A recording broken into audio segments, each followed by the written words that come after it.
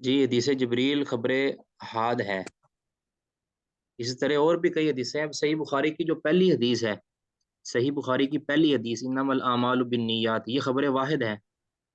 और आप कह लें कि दीन का बेशतर हिस्सा, बल्कि आप कह सकते हैं 97% हिस्सा, 99% हिस्सा ये खबर वाहिद ही है। तो खबर वाहिद का इनकार करना ये दरअसल दीन का इनकार करना है। और जो लोग खबर वाहिद को हुज्जत नहीं मानते, वो दरअसल दीन के साथ खिलवाड़ कर रहे हैं। और दीन के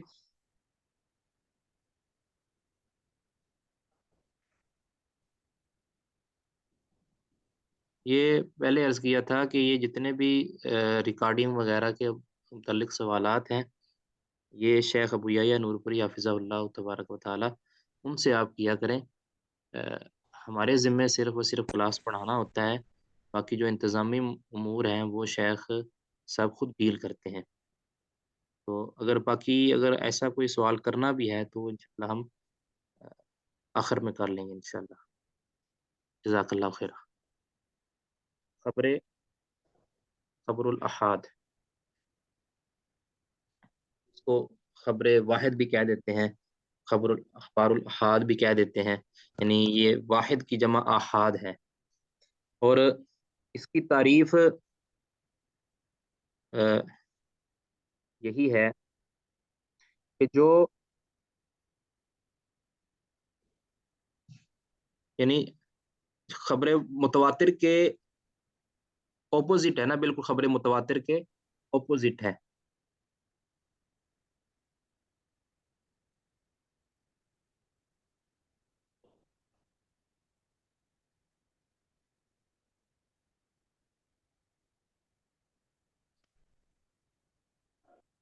ये है खबर अहाद की।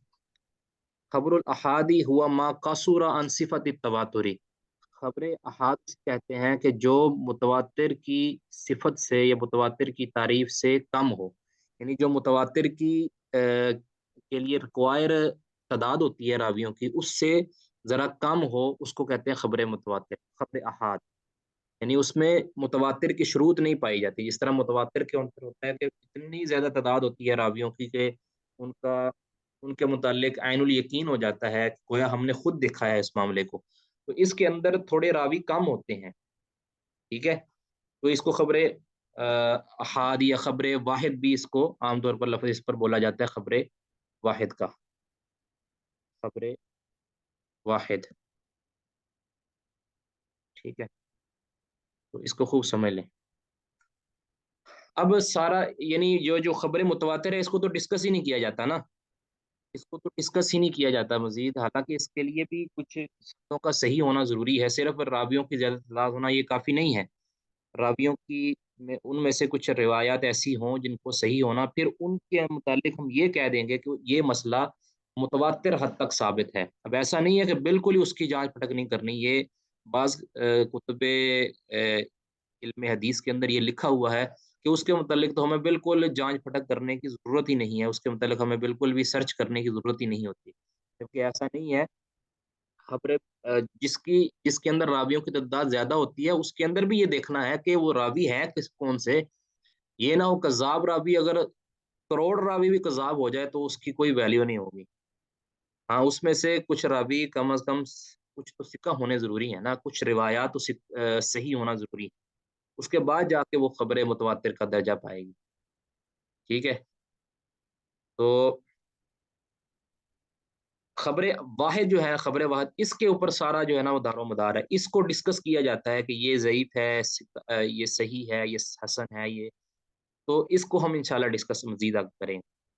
तो इसकी फिर मुख्तलिफ एतबारात से तक़सीम होती है। खबर वाहिद की मुख्तलिफ एतबारात से तक़सीम होती है, ठीक है? एक तो है एक खबर वाहिद की तक़सीम है खबरुल वाहिद की तक़सीम बेएतिबारी ताअद्दुद तुरुक। इस तरह पहले हमने लिखा था ना, ठीक है? बेएतिबारी ताअद्दुद तुरुक, यानी سندوں کی تعداد کے اعتبار سے خبر واحد کی کتنی قسم ہے؟ یعنی مخ- یعنی ایک تو ہے نا خبر متواتر، اس کی تو بے شمار سندیں ہوتی ہیں. اب اس سے کم جو سندیں ہیں ان میں بھی پھر تین کیٹیگریاں کی گئی ہیں، یعنی تین قسمیں اس کی بنائی گئی ہیں. ٹھیک ہے، تین قسمیں بنائی گئی ہیں: مشہور،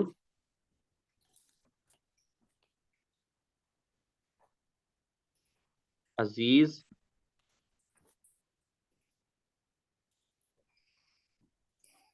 غریب.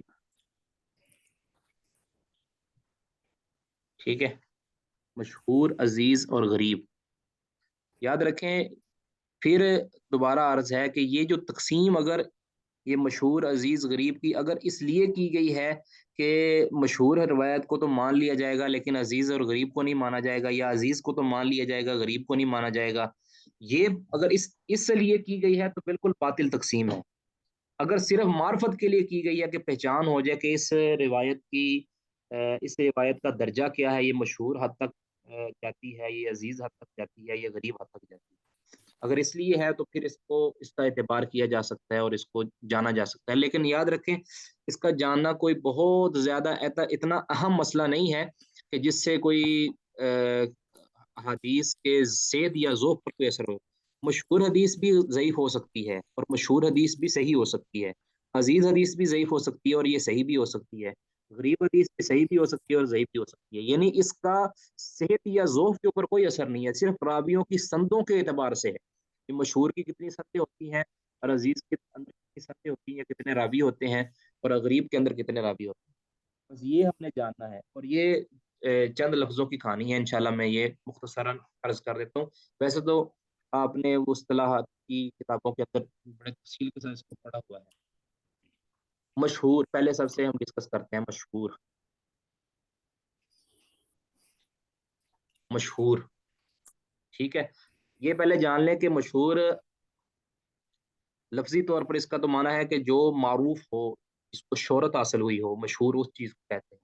یہ عام ہمارے ہاں اردو کے اندر یہ مشہور لفظ ہے، یعنی یہ لفظ معروف ہے اور یہ مستعمل ہے کہ ایک چیز کو جب شہرت مل جائے، اور یہ شہرت یاد رکھیں یہ شہرت متواتر سے کم درجے کی. یعنی ویسے تو سب سے زیادہ مشہور روایت وہی ہوتی ہے کہ جو متواتر کے درجے پہ پہنچ جائے، وہ بھی مشہور ہی ہوتی ہے، لیکن یہ مشہور یہاں مراد ہے کہ جو متواتر سے ذرا کم درجے کی ہو. ٹھیک ہے، متواتر کے درجے تک نہ پہنچے. تو مشہور ویسے تو لفظی طور پر جس کو شہرت حاصل ہو چکی ہو. اب یہ مشہور لغوی اعتبار سے اس کا معنی کچھ اور ہے، اور اصطلاحی اعتبار سے یعنی محدثین کے اصطلاح کے اندر، اہل حدیث کی اصطلاح کے اندر، محدثین کی اصطلاح کے اندر مشہور کی تعریف کچھ اور ہے. اور کچھ ایسی بھی روایتیں ہوتی ہیں کہ جو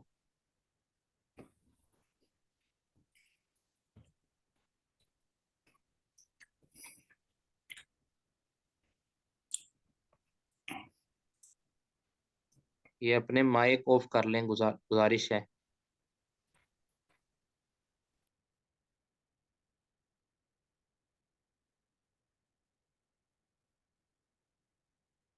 جی، جو محدثین کے ہاں مشہور کی تعریف ہے وہ میں آپ کو یہاں مینشن کر دیتا ہوں.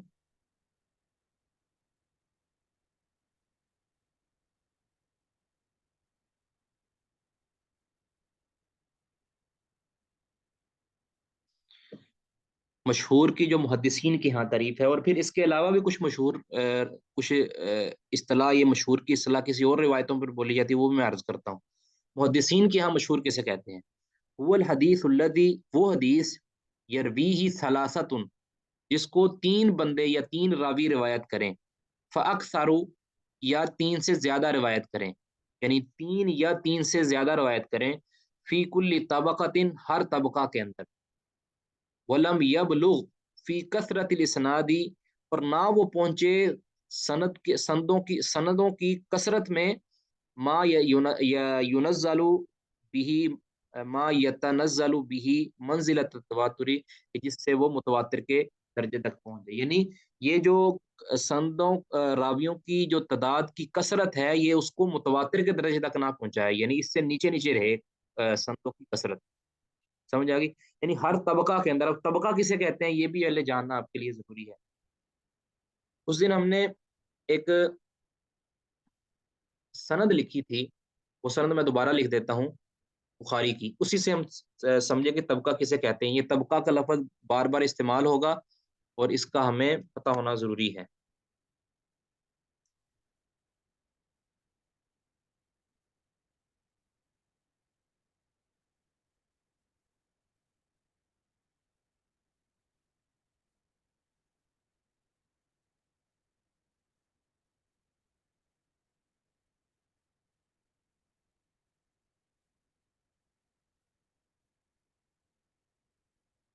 ये देखें, तबका कहते हैं, अब देखें, हदसनी अहमद बिन इश्काब, अब ये रावी का एक तबका है, यानी एक दर्जा है, एक तबका है, एक दौर है। हदसनी मोहम्मद बिन फुजैल, ये दूसरा तबका है। अन उमारत बिन काका, ये तीसरा तबका है। या ये दूसरा, इसका माना ये होता है कि एक तबका सहाबा का है, मतलब सहाबा के तबका के अंदर बयान करने वाले एक हदीस को तीन बंदे हों कम अज कम, यानी हर तबका के अंदर तीन बंदे हों या तीन से ज्यादा हों, लेकिन इतने ज्यादा ना हो कि वो मुतवातर के दर्जे तक पहुंच जाए। ठीक है, इतने ज्यादा ना हो कि वो मुतवातर के दर्जे तक पहुंच जाए। अब हों कम अज कम तीन हर तबका के अंदर, अब यानी यहाँ भी तीन होने चाहिए अबू हुरैरा रदी अल्लाह तआला अन्हु वाली जगह पर, यानी कम अज कम तीन से अबा उस रिवायत को बयान करने वाले हों। इस तरह फिर उनके नीचे अबू हुरैरा के शागिर्द भी तीन हों, फिर उस अबू हुरैरा के साथ जो दूसरे सहाबी हैं उसके नीचे भी तीन तीन बंदे हों कम अज कम। तीन से ज्यादा हो जाए तो अलग बात है। इस तरह फिर नीचे उमारा बिन काका आता है, उमारा बिन काका, ये भी तीन बंदे हों इस जगह पे, यानी तीन बंदे इस जगह पे हों, फिर उनके नीचे जो शागिर्द हैं वो भी तीन हों, यानी इसको कहते हैं मशहूर रिवायत। ठीक है, कम अज कम तीन हो। अगर मिसाल के तौर पर यहाँ भी तीन होते हैं, मतलब तीन सहाबा बयान करते हैं, यहाँ भी तीन से ताबीन बयान करते हैं, यहाँ भी तीन ताबीन बयान करते हैं, तबा ताबीन बयान करते हैं, लेकिन नीचे जाके एक बंदा रह जाता है, यानी नीचे तीन नहीं बयान करते बल्कि एक ही उन तीनों से बयान कर लेता है, ऊपर वाले तीनों से, तो फिर वो रिवायत मशहूर नहीं होगी। या इस अबू हुरैरा रज़ी अल्लाह तआला अन्हु वाला जो तबका है, यानी सहाबा वाला जो तबका है, सहाबा वाला जो हिस्सा है या सहाबा वाला जो दौर है, उसके अंदर तो एक ही रावी है, यानी अबू हुरैरा ही है, कोई और से अभी बयान नहीं करता। नीचे बेशक 100 की तादाद के अंदर भी आ जाए ना, तो मुहद्दिसीन की इस्तिलाह के अंदर उस हदीस को मशहूर नहीं कहेंगे, बल्कि उसको कुछ और कहेंगे, जो कि हम आगे जाके पढ़ेंगे, खबरें गरीब कहेंगे उसको, क्योंकि वहाँ एक ही रावी रह गया। तो इसको खूब समझ लें। अस्सलाम वालेकुम। जी वालेकुम अस्सलाम वरहमतुल्लाह। माज़रत उस्ताद, यहाँ बीच में एक सवाल आया ज़रा। जी जी। जी उस्ताद, आपने अर्ज़ किया कि खबरें वाहिद वो होती है जिसको मतलब एक ही सनद से बयान किया गया हो, यानी एक ही सनद हो उसकी बस। नहीं, खबरें वाहिद नहीं होती, खबरें वाहिद वो होती है कि जो मुतवातिर ना हो, वो गरीब होती है। वो बात की बात अभी हमें बाद में हम करेंगे कि जो गरीब होती है, वरना खबर वाहिद के तहत मशहूर भी आती है जिसके अंदर तीन तीन रावी हों, वो भी खबर वाहिद ही होती है। यानी कि जो और लफ्जी मतलब वाहिद है तो उससे मुराद ये नहीं लिया जाए कि सिर्फ एक ही सनद हो। नहीं नहीं, वो वाहिद का देखे ना, वाहिद का माना ये मुतवातिर के मुकाबला के अंदर लिया गया। अहाद, अहाद जो है ना, अहाद की वाहिद, अहाद की जो वाहिद है वो वाहिद आती है, जी अहाद की सर। वाहिद वाहिद आती है, यानी ये मुतवातिर के मुकाबला के अंदर ये खबर वाहिद उसको कहा गया है। और उसके अंदर मुतवातिर मशहूर भी आती है उसकी किस्म, उसके अंदर अजीज भी आती है और उसके अंदर गरीब भी आती है, जिसको फर्द भी कहते हैं। समझ आ गई? जी शेख, जज़ाकल्लाह जज़ाकल्लाह। जी।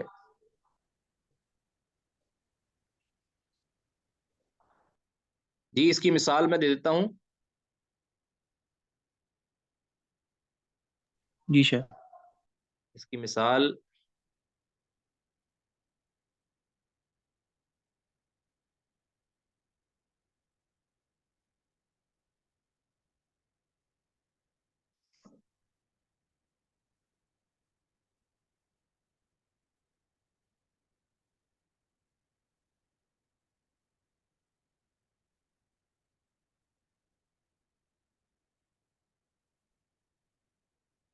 جی یہ سوال کیا گیا کہ اگر ہر صحابی سے ایک ایک تابعی روایت کرے تو مجموعی اعتبار سے روات 3 ہو جائیں گے، اور اسی طرح ہر ایک سے ایک ایک نیچے روایت کرے تو کیا اسے مشہور کہیں گے یا غریب کہیں گے؟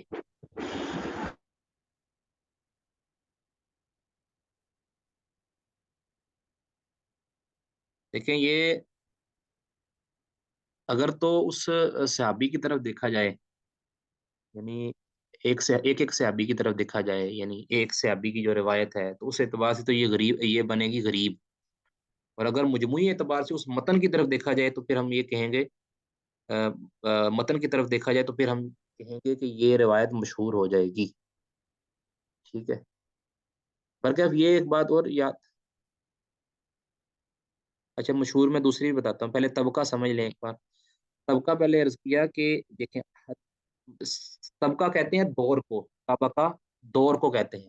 اب ایک صحابہ والا دور ہے، اور دوسرا تابعین والا دور ہے، پھر تیسرا تبع تابعین والا دور ہے، یعنی صحابہ نے سنا ہے رسول اللہ صلی اللہ علیہ وسلم سے، تو صحابہ کا دور ایک طبقہ ہو گیا، ایک اثر جسے کہتے ہیں نا، اثر، عین صاد را، اثر، ٹھیک ہے؟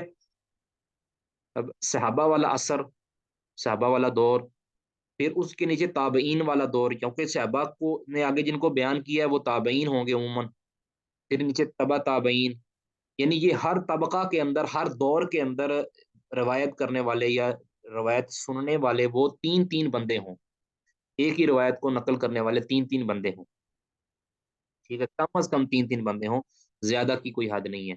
اگر کسی جگہ پر ایک بندہ رہ جاتا ہے تو پھر وہ روایت غریب بن جائے گی، پھر وہ مشہور نہیں رہے گی، یہ اصطلاح ہے محدثین کی۔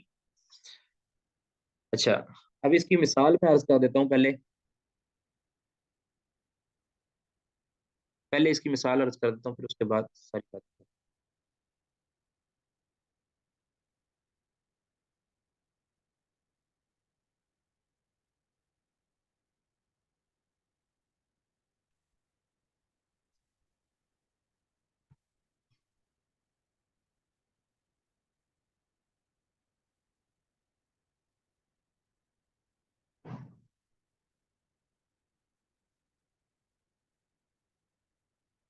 دیکھیں یہ مشہور کی مثال ہے، کل حدیثی فی قنوت نبی صلی اللہ علیہ وسلم فی الصلاۃ، نبی صلی اللہ علیہ وسلم کا قنوت پڑھنا، قنوت نازلہ جسے کہتے ہیں، نماز کے اندر قنوت نازلہ کرنا، یدعو علی ریل و ذکوان، اس میں نبی صلی اللہ علیہ وسلم ریل اور ذکوان دو قبیلے ہیں، ان پر بد دعا کرتے تھے رسول اللہ صلی اللہ علیہ وسلم۔ یہ وہ واقعہ مشہور صحیح بخاری کا کہ جب یہ ریل اور ذکوان اور ایک اور قبیلہ تھا، تو وہ نبی صلی اللہ علیہ وسلم کے پاس آئے کہ ہمارے ہاں بڑے لوگ مسلمان ہوئے ہیں، ہمیں کچھ اپنے قراء دیں، اپنے قاری اور علماء دیں تاکہ ہم جا کے ان سے دین سیکھیں، ان کو ہمارے ساتھ بھیجیں۔ نبی صلی اللہ علیہ وسلم نے 70 اپنے قاری جو تیار تھے اصحاب صفا میں سے، ان کو ان کے حوالے کر دیا، ان کے ساتھ بھیج دیا کہ ان کو جا کے دین سکھاؤ، تو رستے کے اندر انہوں نے ان کو شہید کر دیا، کیونکہ وہ مسلمان نہیں ہوئے تھے اصل میں، دراصل رسول اللہ صلی اللہ علیہ وسلم کو نقصان پہنچانا چاہتے تھے، آپ کے صحابہ کو نقصان پہنچانا چاہتے تھے۔ نبی صلی اللہ علیہ وسلم کو ایک مہینے کے بعد خبر ملی کہ یہ صحابہ شہید کر دیے گئے ہیں، تو پھر نبی صلی اللہ علیہ وسلم کو بڑا دکھ ہوا، بڑا رنج ہوا، تو نبی صلی اللہ علیہ وسلم پھر ریل اور زکوان جو قبیلے تھے ان کے خلاف دعا کرتے رہے، قنوت نازلہ، یعنی فجر کی نماز کے اندر، یا بعض روایتوں کے اندر آتا ہے کہ کسی اور نماز کے اندر، زیادہ زیادہ معتبر بات یہی ہے کہ فجر کی نماز کے اندر رسول اللہ صلی اللہ علیہ وسلم ریل اور زکوان پر قنوت نازلہ کرتے رہے، ان کے خلاف دعا کرتے رہے۔ تو یہ جو واقعہ ہے یا یہ قضیہ جو ہے، یعنی ریل اور زبان پر جو آپ نبی صلی اللہ علیہ وسلم پر دعا کرتے تھے، یہ صحابہ کی ایک جماعت نے رسول اللہ صلی اللہ علیہ وسلم سے نقل کیا ہے کہ نبی صلی اللہ علیہ وسلم، یعنی مختلف واقعات بھی صحابہ فرماتے ہیں کہ رسول اللہ صلی اللہ علیہ وسلم نے، اور بہت سے صحابہ نے بیان کیا، ان میں سے بہترین جو طریق ہے، اصح طرق ہی، اس کی جو سب سے صحیح ترین طریق ہے وہ انس بن مالک، انس بن مالک ہیں رضی اللہ تعالیٰ عنہ، عبداللہ بن عباس ہیں رضی اللہ تعالیٰ عنہ، اور خفاف بن ایما الغفاری رضی اللہ تعالیٰ عنہ، یعنی یہ تین صحابہ کی جو سندیں ہیں یہ سب سے زیادہ صحیح ہیں، اس کے علاوہ بھی صحابہ ہیں جنہوں نے اس واقعہ کو بیان کیا ہے۔ آگے کہتے ہیں کہ وَرَوَاهُ عَنْ أَنَسٍ، پھر انس سے بھی بیان کیا ہے، من اصحابی، ان کے شاگردوں میں سے، जमउन एक बहुत बड़ी जमात ने। अनस रजी अल्लाह तआला अन्हु जो सहाबी रसूल हैं जिन्होंने इस रिवायत को नकल किया है, रेल और ज़ुकवान पर दुआ की, इनसे फिर आगे अनस के शागिर्दों, असहाब का मतलब शागिर्द, साथी के शागिर्दों में से जमउन एक बड़ी जमात ने नकल की है, मिनहुम उनमें से कतादा, कतादा बिन दियामा है, इनका नाम पूरा है कतादा बिन दियामा अस्सुदुसी, कतादा बिन दियामा अस्सुदुसी। दूसरा नाम है अबू मिजलिस, अबू मिजलिस लाहिक बिन हुमैद, ये पूरा नाम है, अबू मिजलिस लाहिक बिन हुमैद। फिर इसी तरह कहते हैं वह इसहाक बिन अब्दुल्ला बिन अबी तलहा, इसहाक बिन अब्दुल्ला बिन अबी तलहा ने भी हजरत अनस से बयान किया। वह आसिम अल अहवल, आसिम अल अहवल ने भी इनसे बयान किया है।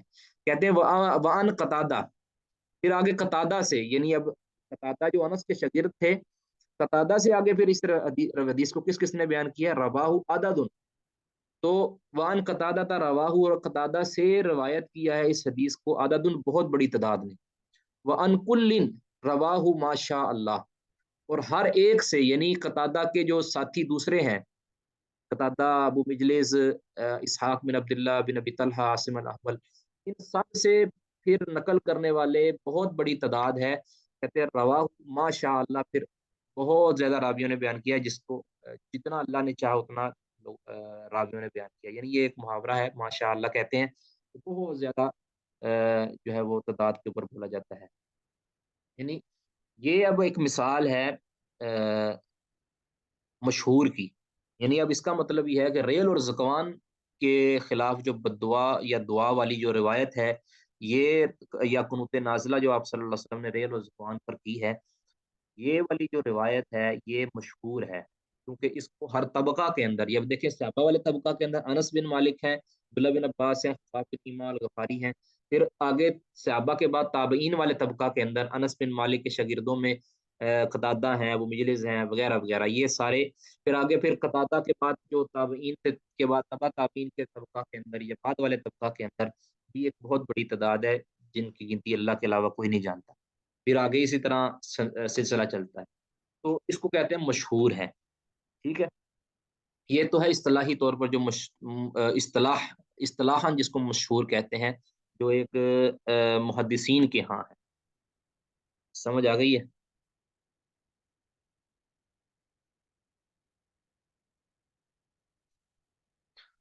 अब आगे, अब इसको आप महफूज कर लें, मैं इसको खत्म करने लगा हूँ।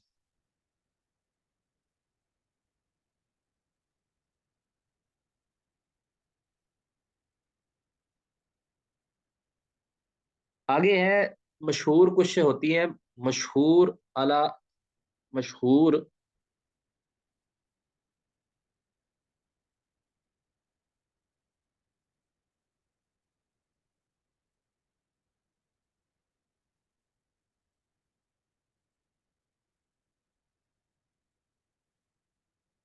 इंदल फुकहा।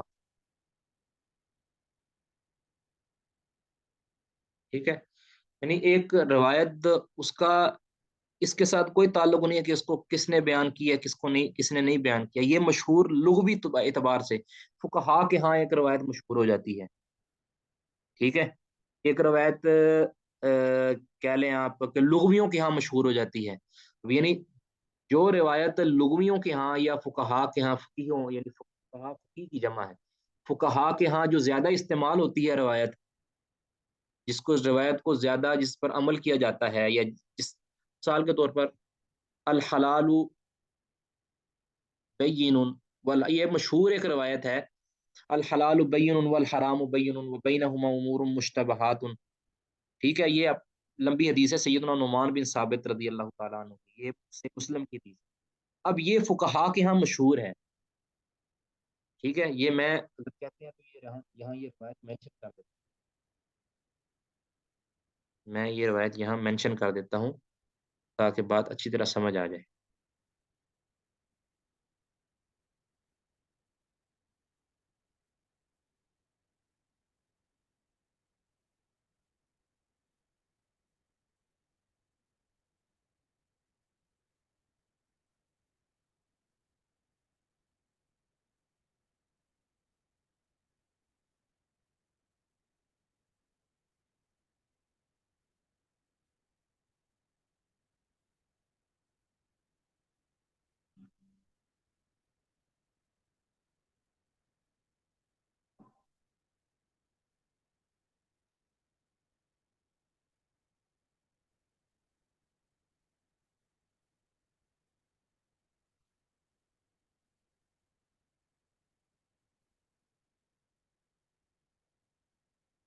روایت اس سے بھی زیادہ لمبی ہے، لیکن میں نے صرف یہ ہیں نعمان بن ثابت، نعمان بن بشیر، سیدنا نعمان بن بشیر رضی اللہ عنہ۔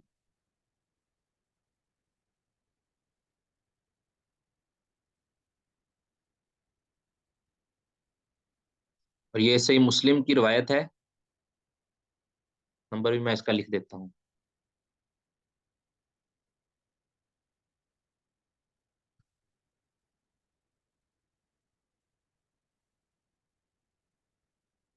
یہ 1599 نمبر روایت ہے، 1599، 1599 نمبر صحیح مسلم کی یہ حدیث ہے۔ اب یہ اس کے اندر کچھ مسئلے ایسے ہیں کہ جس کا تعلق فقہا کے ساتھ ہے، یعنی فقہا جو کتاب و سنت کے دلائل سے مسائل اخذ کرتے ہیں ان کو فقہا کہتے ہیں۔ اب دیکھیں نا، اس روایت کا تعلق ان کے ساتھ ہے، تو یہ روایت ان کے ہاں مشہور ہے، یعنی شہرت پا گئی ہے ان کے ہاں، کیونکہ ان روایات کا تعلق ان کے ساتھ ہے۔ اب اس میں قطع نظر اس کے کہ اس کی روایت کے سند کے اندر ہر طبقہ کے اندر تین تین راوی ہیں یا نہیں ہے، یہ اس کے ساتھ کوئی تعلق نہیں ہے، یعنی یہ مشہور عند الفقہا ہے، یعنی یہ لغوی طور پر مشہور ہے، یعنی جس کا معنی مشہور ہونا ہے، شہرت پانا۔ ان الحلال، ترجمہ اس کا کر دیتا ہوں میں، ان الحلال بین، رسول اللہ صلی اللہ علیہ وسلم نے فرمایا بے شک حلال بالکل واضح ہو چکا ہے، وَإِنَّ الْحَرَامَ بَيِّنٌ، بے شک حرام بھی بالکل واضح ہے، وَبَيْنَهُمَا مشتبہات، اور ان دونوں کے درمیان یعنی حلال و حرام کے درمیان مشتبہات، کچھ مشتبہ چیزیں ہیں، یعنی جن کا حلال ہونا یا حرام ہونا یہ واضح نہیں ہے، مشتبہ ہیں، لا يعلمهن كثير من الناس، ان مشتبہات کو نہیں جانتے بہت سے لوگ، یعنی عوام لوگ جو ہے نا وہ نہیں جانتے، باقی جو علماء اور فقہاء ہیں وہ اس کو جانتے ہیں، وہ چونکہ کتاب و سنت کے دلائل اور اس کی جو حقیقتیں ہیں ان سے بالکل آشنا ہوتے ہیں، اس لیے وہ ان کو جانتے ہیں، یعنی مشتبہ چیزوں کو۔ باقی کچھ لوگوں پر یہ چیزیں مشتبہ ہو جاتی ہیں کہ یہ پتہ نہیں حلال ہے، یہ پتہ نہیں حرام ہے، آپ کے ساتھ بھی کئی بار ایسے ہوا ہوگا بھی آپ کو اشتباہ ہوتا ہے کہ یہ پتہ نہیں میرے لیے یہ کھانا حلال ہے یا نہیں حلال، یا یہ استعمال کرنا حلال ہے یا نہیں حلال، پھر آپ علماء سے دریافت کرتے ہیں، علماء جو ہے وہ اس کے اندر آپ کی رہنمائی کر دیتے ہیں، کیونکہ اس کا حلال ہونا یا حرام ہونا یہ کتاب و سنت کے اندر واضح طور پر واضح لفظوں میں نہیں لکھا۔ اب مثال کے طور پر سود ہے، سود کا حرام ہونا یہ واضح طور پر لکھا ہوا ہے قرآن پاک کے اندر، اب یہ عام بندے کو بھی پتا ہے کہ سود حرام ہے۔ زنا کا حرام ہونا یہ ہر بندے کو، ہر عورت کو پتا ہے کہ یہ حرام ہے، اللہ تعالیٰ نے حرام کر دیا ہے۔ اس طرح جو حلال چیز ہے، مثال کے طور پر مچھلی ہے، یہ اللہ تعالیٰ نے حلال کر دی ہے، گوشت اللہ تعالیٰ نے حلال کر دیا ہے، اس طرح اللہ تعالیٰ نے گندم حلال کر دی ہے، یہ چیزیں ایسی ہیں جو سب کو پتا ہے، لیکن کچھ ایسے امور ہیں کہ جو مشتبہ ہیں، یعنی ان کا کھانا یا ان کا پہننا یا ان کا استعمال کرنا یہ حلال ہے یا حرام ہے، یہ بعض لوگوں کو کے علم میں نہیں ہوتا، بلکہ بہت سے لوگ ایسے ہیں جن کے علم میں نہیں ہوتا۔ مثال کے طور پر تجارت کے کچھ جدید معاملات ایسے ہوتے ہیں جس کے اندر کچھ گنجلکیں ہوتی ہیں کہ جس کو بہت سے لوگ نہیں جانتے، اب فیصلہ کرنا ان کے لیے مشکل ہو جاتا ہے کہ یہ حلال ہے یا حرام ہے، تو اس کو کہتے ہیں مشتبہ، لا یعلمہن کثیر من الناس، جنہیں بہت سے لوگ نہیں جانتے۔ آگے فرمایا وَمَنِ اتَّقَى الشُّبُہَاتِ، جو شبہات سے بچ گیا، استبرأ لدینہ و ارضہ، اس نے اپنے دین کو بھی بچا لیا اور اپنی عزت کو بھی بچا لیا، یعنی جو بندہ مشتبہ چیز کو دیکھ کر بالکل پیچھے ہٹ جاتا ہے کہ نہیں میں یہ کروں گا نہیں جب تک کہ میرے لیے یہ شبہ ہے، جب تک میرے شبہات دور نہیں ہوتے اس وقت تک میں اس کے پیچھے ہی نہیں پڑوں گا۔ ہمارے یہاں ہوتا یہ ہے کہ سارا کچھ کرنے کے بعد پھر پوچھا جاتا ہے کہ میں نے ایسا کر لیا، یہ میرے لیے جائز ہے یا نہیں، ایسا نہیں، جو ایسا کرے گا وہ اپنا اپنا دین بھی داؤ پہ لگا دے گا اور اپنی عزت بھی داؤ پہ لگا دے گا، اور جو ان سے بچ جائے گا، جو پیچھے ہٹ جائے گا، فوراً علماء کی طرف چلا جائے گا اور ائمہ دین کی طرف چلا جائے گا اور اپنے آپ کو بچا لے گا ایسے امور سے کہ جس کے حلال یا حرام ہونا اس کے سامنے واضح نہیں ہے، اس نے کہہ لیں کہ احتیاط کرتے ہوئے اس کو چھوڑ دیا ہے بھی نہیں میں اس کو نہیں کروں گا، ٹھیک ہے، استبرا علی دینی، اس نے اپنے دین کو بھی بچا لیا، اپنی عزت کو بھی بچا لی۔ ومن وقع فی الشبہات وقع فی الحرام، اور جو شبہات میں پڑ گیا وہ در حقیقت حرام میں پڑ گیا، کیونکہ جب شبے کے اندر اس کو وہ پڑ گیا ہے، اور وہ کئی شبے ایسے ہوتے ہیں کہ جو بعد میں پتہ چلتا ہے کہ یہ تو حرام تھے، اب وہ گویا حرام کے اندر پڑ گیا ہے۔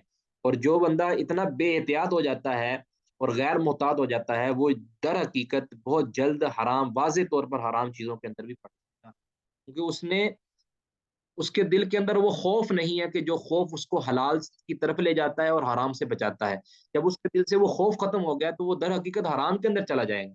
پر جب یہ تو اس حدیث کی شرح کی طرف ہم چلیں گے، تو یہ اب روایت ہے جس کا تعلق حلال و حرام کے ساتھ ہے، مسائل کے ساتھ ہے، تو یہ فقہا کے ہاں مشہور حدیث ہے، ٹھیک ہے۔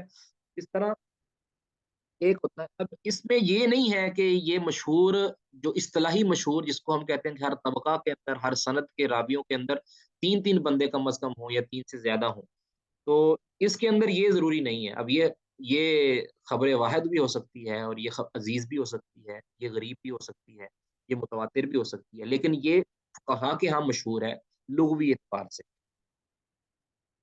اور ایک یہ بھی ہوتی ہے مشہور، لفظی طور پہ مشہور،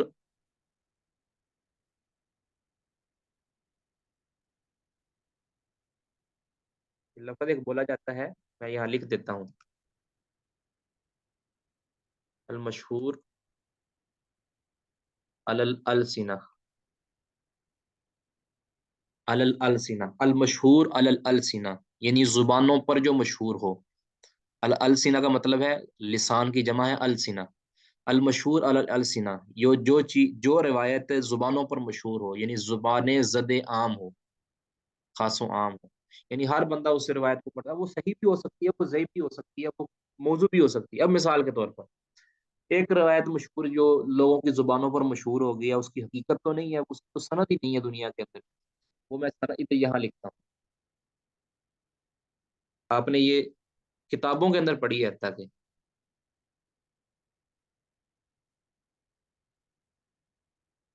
اطلب العلم ولو بالسین، یعنی علم حاصل کرو گرچہ تمہیں چین تک جانا پڑے۔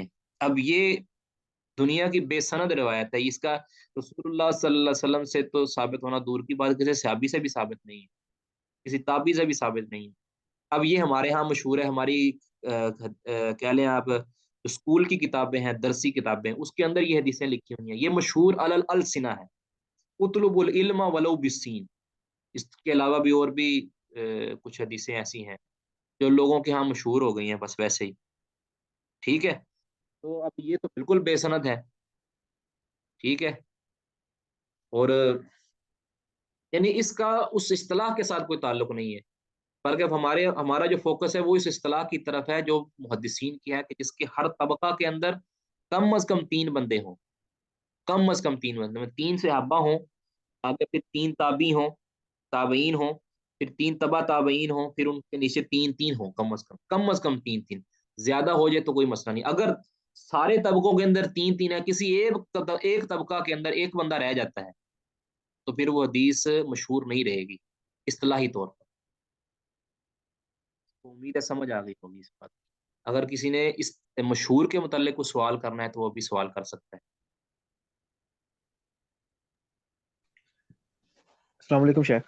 وعلیکم السلام ورحمۃ اللہ۔ شیخ اسی طرح علم کے حوالے سے ایک اور روایت پیش کی جاتی ہے کہ مہد سے لے کر لحد تک علم حاصل کرو، گود سے لے کر جو ہے نا قبر تک، تو جی یہ جی، حدیث ہے یا یہ بھی بولی ہے کوئی؟ یہ بھی یہ بھی اڑتی اڑتی بات ہے، کوئی حدیث نہیں ہے یہ۔ جی شیخ۔ ہاں جی، اطلب شیخ العلم جو من مشہور، المہدی الی اللحد، اس طرح کے لفظ ہے، اطلب العلم من المہدی الی اللحد، جی جی جی شیخ۔ ٹھیک ہے یہ۔ شیخ المشہور علی السنہ، یہ روایت صحیح بھی ہو سکتی ہے اور کوئی روایت بھی نہیں ہو سکتی، اس طرح بھی ہے؟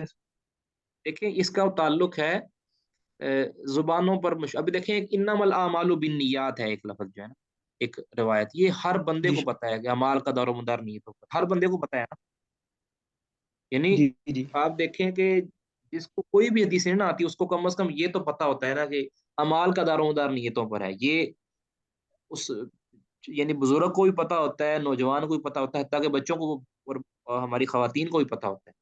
تو یہ ایک مشہور حدیث ہے، اس کو آپ جی کہہ سکتے ہیں کہ لغوی طور پر یہ مشہور حدیث، حالانکہ یہ غریب ہے اور فرد حدیث ہے یہ، یعنی اس کو روایت کرنے والے صرف سیدنا عمر بن خطاب ہے، انما الاعمال بالنیات۔ یعنی حضرت عمر بن خطاب کے علاوہ کسی نے بھی یہ حدیث بیان نہیں کی پورے صحابہ میں سے. تو یہ شیخ جی شیخ ابھی ہم صرف صحیح حدیث کی جو اقسام ہے اسی کے اوپر ہیں، ابھی ضعیف کی طرف نہیں گئے. نہیں، ابھی ہم نہ صحیح کی طرف ہیں نہ ضعیف کی طرف آئے ہیں.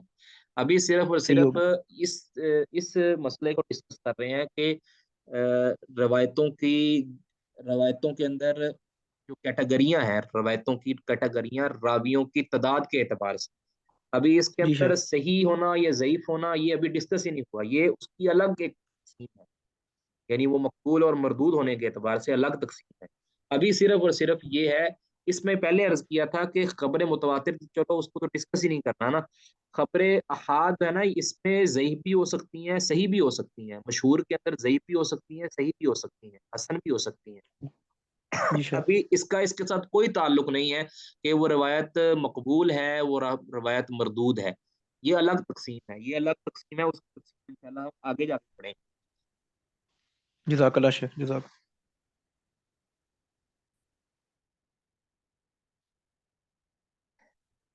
اچھا، یہ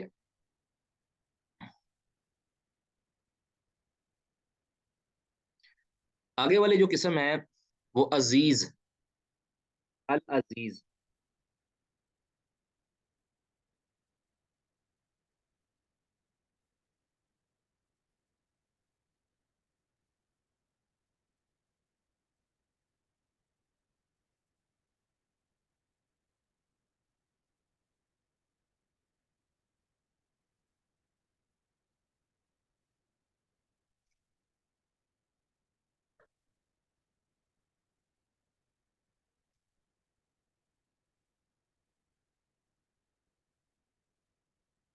یہ تعریف ہے العزیز کی. العزیز ویسے تو عزیز کا یہ یاد رکھیں کہ یہ جو عزیز کی تعریف بنائی یہ متاخرین کے ہاں ہے. یعنی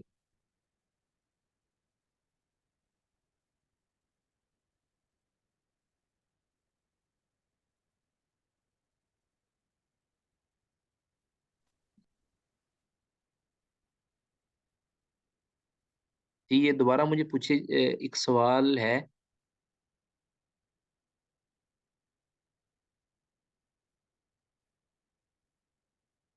جی مجھے یہ سمجھ نہیں آ رہا آپ کا سوال. جی کیا پوچھنا چاہتی ہیں آپ؟ جی العزیز. العزیز کی تعریف جو یہ کی جاتی ہے، پھر مقرر عرض کرتا ہوں کہ اگر تو یہ اس مقصد کے لیے کی گئی ہے یہ تقسیم کہ عزیز روایت کو قبول کیا جائے گا اور غریب کو رد کر دیا جائے گا. ہاں، یہ المشہور عند الفقہاء پہلے عرض کر دیا کہ فقہاء، فقی کہتے ہیں ان علماء کو کہ جو کتاب و سنت کے دلائل سے مسائل اخذ کرتے ہیں، یعنی لوگوں کے مسائل کو حل کرتے ہیں، اس کو فقی کہتے ہیں. اور فقہاء کے ہاں کچھ حدیثیں مشہور ہوئی ہیں، یعنی جو ان کے استعمال کے اندر زیادہ آتی ہیں وہ اس کو کہہ دیتے ہیں کہ یہ مشہور ہے فقہاء کے ہاں حدیث. یعنی فقہاء نے اس حدیث کو بہت زیادہ استعمال کیا ہے. ٹھیک ہے، یعنی اس سے بہت زیادہ مسائل اخذ کیے ہیں. اب جس طرح عرض کیا ان الحلال بین والحرام بین، یہ روایت ان کے ہاں بہت استعمال ہوئی ہے. اس کے علاوہ کچھ روایتیں فقہاء کے ہاں استعمال ہوئی ہیں، مثلا انما الاعمال بالنیات، یہ بھی ان کے ہاں بہت زیادہ استعمال ہوئی ہے. یعنی کسی بھی مسئلہ کے اندر وہ بتانے کے لیے کہ اس میں نیت کرنی شرط ہے تو وہ اس حدیث کو دلیل بناتے ہیں. اس کے علاوہ اور بھی کئی ایسی روایتیں ہیں کہ جو فقہاء کے ہاں شہرت پا گئی ہیں، یعنی شہرت مشہور ہو گئی ہیں، تو وہ وہاں مراد لغوی طور پر مشہور ہونا ہے. وہاں یہ نہیں ڈسکس کیا جائے گا کہ یہ ہر طبقہ کے اندر اس کی تین تین راوی یا تین تین بندے اس کو روایت کر رہے ہوں. وہاں یہ چیز ڈسکس ہی نہیں ہوتی. جو محدثین کی ہاں مشہور ہوتی ہے اس کے اندر یہ ڈسکس ہوتی ہے کہ اس کو تین بندے کم از کم اس کو ہر طبقہ کے اندر بیان کرنے والے. جو مشہور السنہ ہے یا مشہور عند الفقہاء ہے اس کے اندر یہ چیز ڈسکس نہیں ہوتی. جی العزیز، الحدیث الذی، وہ حدیث لا یقل رواته، جس کے راوی کم نہ ہوں عن اثنین، دو سے. فی جمی طبقات سندی، سند کے تمام طبقات کے اندر، یعنی طبقات سند کے جتنے بھی طبقات، طبقہ پہلے بتا دیا آپ کو کہ سند کے جتنے بھی حصے، ان کے اندر راوی کم از کم دو ہوں، کم از کم دو. عزیز کے اندر مشہور کے اندر تھا کم از کم تین ہوں، تین سے زیادہ ہو جائیں تو کوئی مسئلہ نہیں ہے. اس کے اندر ہے کہ کم از کم دو ہوں.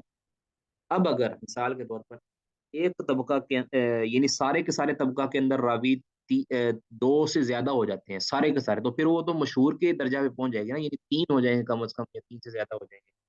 اس کے اندر ہے کہ سارے کے سارے طبقوں کے اندر راوی کم از کم جو ہے وہ دو ہوں، کم از کم دو ہوں. اور اگر مثال کے طور پر پانچ طبقے ہیں نا، اگر پانچ طبقے ہیں سند کے، ان میں سے چار میں چار چار راوی آ جاتے ہیں یا تین تین راوی آ جاتے ہیں، لیکن ایک طبقہ کے اندر دو راوی آ جاتے ہیں، تو میں نے اس کو کہیں گے کہ یہ عزیز ہے، کہ اس کے کم از کم ایک طبقہ کے اندر راوی دو رہ گئے ہیں. یہ اس کو کہتے ہیں العزیز. اس کی مثال میں آپ کو دے دیتا ہوں.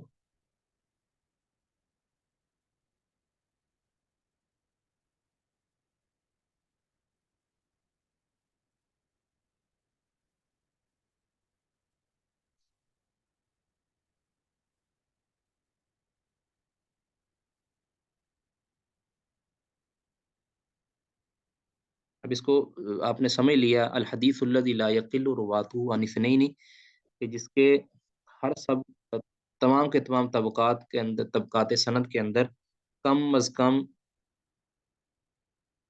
کم دو راوی ہوں. یعنی بعض طبقوں کے اندر زیادہ بھی ہو سکتے ہیں، لیکن ایک کم از کم ایک طبقہ کے اندر جو ہے نا راوی دو رہ جائیں. اب اس کی مثال نبی صلی اللہ علیہ وسلم کا یہ فرمان ہے، لا یؤمن احدکم حتی اکون احب الیہ من والدہ وولدہ والناس اجمعین. یہ صحیح بخاری سے مسلم کی حدیث ہے. رسول اللہ صلی اللہ علیہ وسلم فرمایا، لا یؤمن احدکم، تم میں سے کوئی ایک اس وقت تک مومن نہیں ہو سکتا، حتی اکون، حتی کہ میں ہو جاؤں، احب الیہ، اس کو سب سے زیادہ محبوب، من والدی، اس کے والد سے، وولدہ، والدہ سے کے اندر والد کے اندر والدہ بھی شامل ہے، من والدہ اس کے والدین اس کا معنی کریں گے، وولدہ اور اس کے اولاد، اس کے اندر بیٹے بھی آئیں گے بیٹیاں بھی آئیں گی، والناس اجمعین، اور تمام کے تمام لوگوں سے زیادہ میں محبوب نہ ہو جاؤں، اس وقت تک کوئی بندہ مومن نہیں ہو سکتا، یعنی کامل مومن نہیں ہو سکتا. فہذا، یہ جو روایت ہے، لم یروى من وجہ صحیح عن النبی صلی اللہ علیہ وسلم، نہیں یہ مروی کسی صحیح سند سے نبی صلی اللہ علیہ وسلم، الا مگر من حدیث ابی ہریرہ و انس بن مالک، یعنی صرف اور صرف یہ دو صحابی ہیں جن سے یہ صحیح سند کے ساتھ مروی ہے، ابو ہریرہ اور انس بن مالک. یعنی اب دیکھیں جو صحابہ والا طبقہ ہے اس کے اندر یہ دو راوی آ گئے، ابو ہریرہ و انس بن مالک. ورواہ عن انس، اور انس سے روایت کیا ہے قتادہ نے، وہ عبدالعزیز بن صہیب نے. قتادہ بن دعامہ دوسری پہلے عرض کر دیا، سکہ سبت راوی ہیں. عبدالعزیز بن صہیب، یہ دونوں نے انس بن مالک سے روایت کیا ہے. وَرَوَاهُ عن عبدالعزیز، اور آگے عبدالعزیز بن صہیب سے بیان کرنے والے کون کون ہیں؟ اسماعیل بن الیہ، اسماعیل بن الیہ، یہ نام اس طرح، اسماعیل بن الیہ، اور و عبد الوارث بن سعید، عبد الوارث بن سعید. ٹھیک ہے، یعنی آگے پھر عبدالعزیز سے بیان کیا ہے دو بندوں نے، اسماعیل بن الیہ نے اور عبد الوارث بن سعید نے. وان کل منہما جماعت، پھر ان سب سے آگے ایک جماعت نے روایت کیا ہے، یعنی آگے نیچے پھر جا کے راویوں کی تعداد بڑھ جاتی ہے. اب دیکھیں جو ابتدا ہے، یعنی صحابہ والا جو طبقہ ہے، اس کے اندر دو راوی ہیں جو دو سند ہیں، یعنی دو صحابہ ہیں اس کو بیان کرنے والے، تو یہ ہے، اس کو کہتے ہیں عزیز. یہ عزیز کی مثال ہے. تو آپ کو یہ سمجھ آ گئی کہ لا یؤمن احدکم حتی اکون احب الیہ من والدہ وولدہ والناس اجمعین، یہ مثال ہے العزیز کی، جس کے ہر طبقہ کے اندر کم از کم دو راوی ہوں، اور دو سے زیادہ راوی تمام طبقات کے اندر نہ ہوں، کسی ایک طبقہ کے اندر کم از کم دو راوی رہ جاتے ہوں، اور باقیوں کے اندر بے شک دو سے زیادہ بھی ہو جائیں، کوئی حرج نہیں. سمجھ آ گئی جی اس کی؟ یہ ہے اس کی عزیز کی السلام مثال. علیکم ورحمۃ اللہ وبرکاتہ. وعلیکم السلام ورحمۃ اللہ وبرکاتہ. जी शेख मोहतरम, ऊपर जो आपने हवाला दिया सही मुस्लिम का नंबर के साथ, हाँ, जी जी जी जी इस तरह का थोड़ा दे दें तो हम लिख लेंगे, क्योंकि इतनी बड़ी जी बड़े बड़े हदीसें हम लिख नहीं पाएंगे। थोड़ा लिख रहा हूँ मैं, जी जी मैं हवाला आदि लिखवा पूरा देता हूँ। लिख पा रहा हूँ, आप आगे बढ़ रहे हैं। जी अरे हवाला लिखा दें, हम देख ले सकते हैं। जी हाँ, जैसा जी मैं सही लिखवा मुस्लिम की देता हूँ। 1100 कितना दिया आपने? 95, 99 जो दिया, इस तरह दे दीजिए। जज़ाकल्लाह खैर। जी अभी हवाला लिख-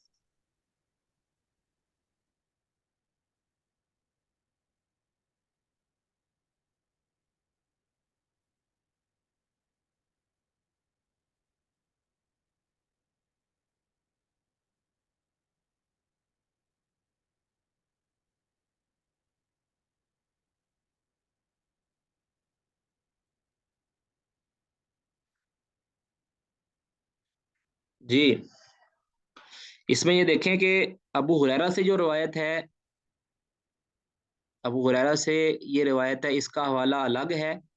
और अनस बिन मालिक रजी अल्लाह तआला से जो रिवायत है उसका हवाला अलग है। अब मैं दोनों के हवाले लिखवा देता हूँ। पहले लिखें आप अबू हुरैरा रजी अल्लाह तआला अन्हु की जो रिवायत है ना उसका हवाला।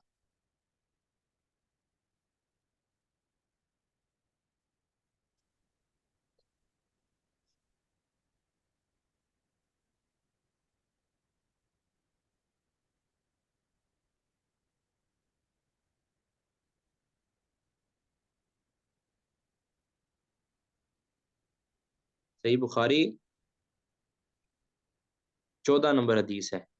सही बुखारी की 14 नंबर हदीस है। सैयदना अबू हुरैरा रजी अल्लाह तआला अन्हु जो ये रिवायत कर रहे हैं। ठीक है। आगे जो सैयदना अनस बिन मालिक हैं रजी अल्लाह अन्हु,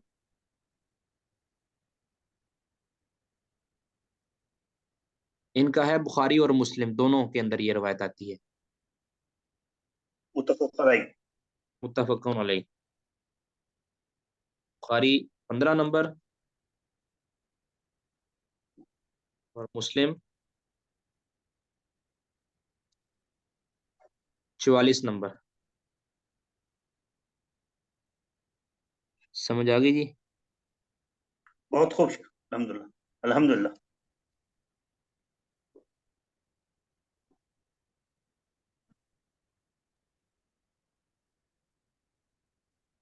जी अब इसको मैं ख़त्म करने लगा हूँ जी।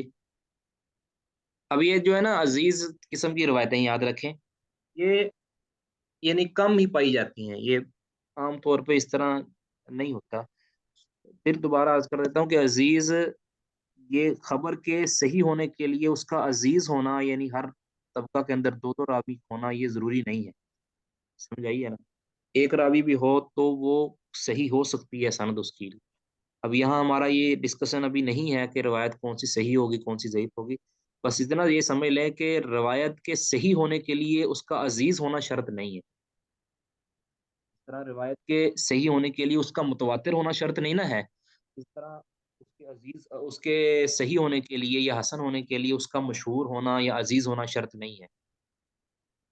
किसी रवायत को अगर हर तबका के अंदर एक एक बंदा भी रिवायत कर रहा है ना और उसकी सनद अगर सही है तो फिर वो हुज्जत है। ठीक है, जैसा कि हम आगे जाकर इसका जिक्र करेंगे। अब आगे है गरीब, अल गरीब। अजीज का एक बार और बोल दे शेख। जी अल्लज़ी, अल हदीस अल्लज़ी ला यखिल्लु, मतलब दो से कम ना होना चाहिए। हाँ, हाँ, ला यकिल्लु। अल अजीज हाँ जी, ला यकिल्लु। माने दो से कम नहीं होना है। हाँ जी, ला यकिल्लु ना कम हो। अनिस नईनी रुवातु हो उसके रावी अनिस नईनी दो से। जी, ठीक है, फी जमी तबक़ात सनदी सनद की हर तमाम के तमाम तबक़ात में। जी आगे है गरीब, इसको अल-फर्द भी कहते हैं। ठीक है, ये बस नाम है इसके। थोड़ा बहुत इसका फर्क किया गया, हम उस फर्क के अंदर मजीद नहीं जाएंगे, बात लंबी हो जाएगी। ठीक है, गरीब कहते हैं कि जिसके یعنی جس کو روایت کرنے والا ایک راوی ہو، جس طرح اس کے مقابلے کے اندر آتا ہے نا یہ، یعنی جس کو، اس کی تعریف آپ یہ کر لیں کہ جس کے بعض طبقات کے اندر یا کسی ایک طبقہ کے اندر ایک ہی راوی بیان کرنے والا ہو، یعنی اب مشہور کے اندر ہوتا ہے 3 یا 3 سے زیادہ، عزیز کے اندر ہوتے ہیں 2، اور اس کے اندر کیا ہے، ایک راوی۔ یہ اس کو سمجھ لیں، مزید اس پہ بات نہیں ہم کریں گے، اس کو کہیں گے غریب، ٹھیک ہے۔ اس کی مثال وہ مشہور حدیث صحیح بخاری کی،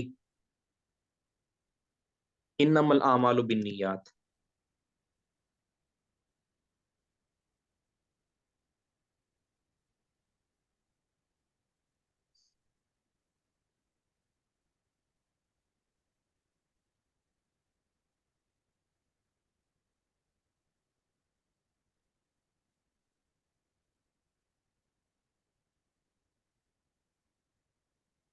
یہ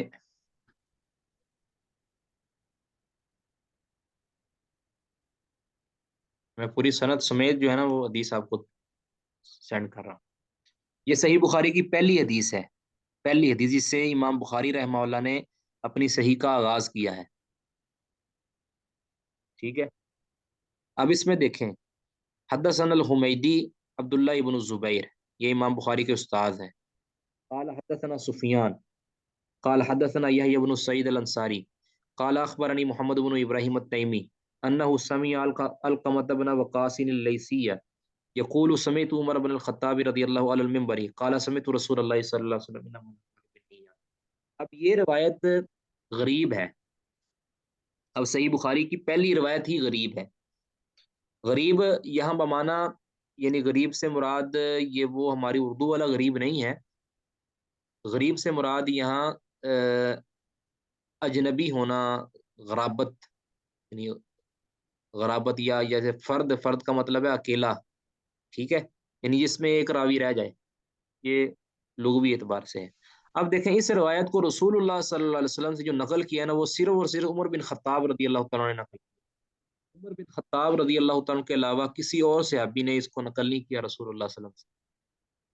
پھر مزے کی بات ہے کہ عمر بن خطاب سے آگے جو سنا ہے یا آگے نقل کیا ہے، یہ صرف اور صرف علقمہ بن وقاص اللیثی نے کیا ہے، ان کے شاگرد، یعنی صرف علقمہ بن وقاص۔ عمر بن خطاب سے حالانکہ انہوں نے ممبر پر ہی حدیث بیان کی ہے، یہ رسول اللہ عمر بن خطاب نے یہ روایت ممبر پر بیان کی ہے، لیکن آگے نقل کسی نے نہیں کیا۔ سنا تو بے شمار صحابہ نے ہے، سنا بے شمار صحابہ نے ہے، کیونکہ عمر بن خطاب رضی اللہ تعالیٰ کے دور خلافت کے اندر بے شمار صحابہ زندہ تھے، تابعین بھی تھے، بے شمار صحابہ بھی تھے۔ انہوں نے ممبر کے اوپر بیان کیا اور سامنے سامعین ہے، وہ بے شمار سامعین نے سنا ہے، صحابہ بھی ہیں اس میں، تابعین بھی ہیں، لیکن آگے جو روایت کیا ہے، نقل کیا ہے، وہ صرف علقمہ بن وقاص اللیثی نے کیا ہے۔ آگے پھر اگلے طبقہ کے اندر صرف اور صرف محمد بن ابراہیم التیمی نے کیا ہے، کسی اور نے نہیں کیا، ٹھیک ہے نا۔ اور اب آگے مجھے شک پڑتا ہے کہ یحییٰ بن سعید الانصاری بھی اکیلے ہیں یا ان کے بھی ساتھ سننے والے کوئی اور ہیں یا نہیں ہیں۔ مجھے یہاں تک تو یقین ہے کہ یہ 3 طبقے ہیں، اس کے اندر صرف اور صرف ایک ایک بندہ ہے، اور صحیح بخاری کے اندر امام بخاری رحمہ اللہ نے یہ حدیث نقل کی ہے، اور جس کے صحیح ہونے پر اجماع ہے۔ اس کا مطلب ہے کہ روایت کے صحیح یا ضعیف ہونے کا معیار اس کا عزیز، مشہور یا غریب ہونا نہیں ہے، بلکہ راویوں کا ثقہ یا ضعیف ہونا ہے۔ اب اس حدیث کے سارے راوی ثقہ ہیں، بلکہ مشہور امام ہے، محدثین ہیں، یحییٰ بن سعید الانصاری یہ بہت پائے کے محدث ہیں، محمد بن ابراہیم التیمی ان کے استاد بہت پائے کے، علقمہ بن وقاص اللیثی کے کیا کہنے، اور عمر بن خطاب رضی اللہ تعالیٰ عنہ امیر المومنین ثانی ہے، ٹھیک ہے۔ تو یہ اس کو کہتے ہیں غریب۔ اب یہ صحیح بخاری کی 1 نمبر حدیث ہے، صحیح بخاری کی 1 نمبر حدیث ہے، اور صحیح بخاری کے اندر اور کئی جگہ پر بھی آتی ہے، ٹھیک ہے۔ اب اس کو آپ سمجھیں، غریب روایت کی یہ مثال ہے، یعنی اس عمر بن خطاب کے طبقہ کے اندر بھی ایک ہی صحابی اس کو نقل کر رہے ہیں، رسول اللہ صلی اللہ علیہ وسلم سے کسی اور صحابی نے یہ الفاظ نقل نہیں کیے، کسی نے، کسی بھی صحیح سند کے ساتھ کسی اور صحابی سے یہ ثابت نہیں ہے. عمر بن خطاب سے آگے علقمہ بن وقاص نے ہی نقل کیا ہے، کسی اور تابعی نے نقل نہیں کیا. پھر ان سے آگے محمد بن ابراہیم تیمی نہیں. یعنی اس 3 طبقوں کے اندر کم از کم، چوتھے کا مجھے شک ہے، ان 3 طبقوں کے اندر کے اندر ایک ہی راوی ہے، تو اس کو کہتے ہیں غریب یا اس کو فرد کہتے ہیں. آگے پھر اس کی غریب مطلق، غریب نسبی، یہ آگے تقسیم ہے. یہ تقسیم ہے اتنی کارآمد نہیں ہے جس کو پڑھنا ضروری نہیں ہے. ٹھیک ہے، اس کے متعلق کسی نے کوئی سوال کرنا ہے؟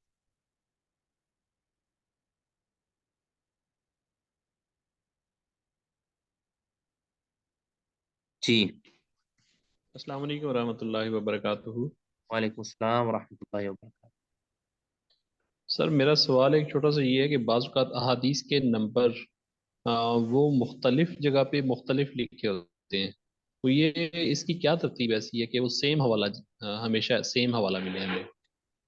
اصل میں یہ نسخوں کا فرق ہوتا ہے، جو بس جو ہے نا انٹرنیشنل نمبرنگ. اب یہ دیکھنا چاہیے کہ جو جس محقق نے یا جس نے بھی آپ کو وہ حوالہ دیا ہے، اس نے وہ کون سا حوالہ دیا ہے، یعنی کس نسخے کا حوالہ دیا ہے.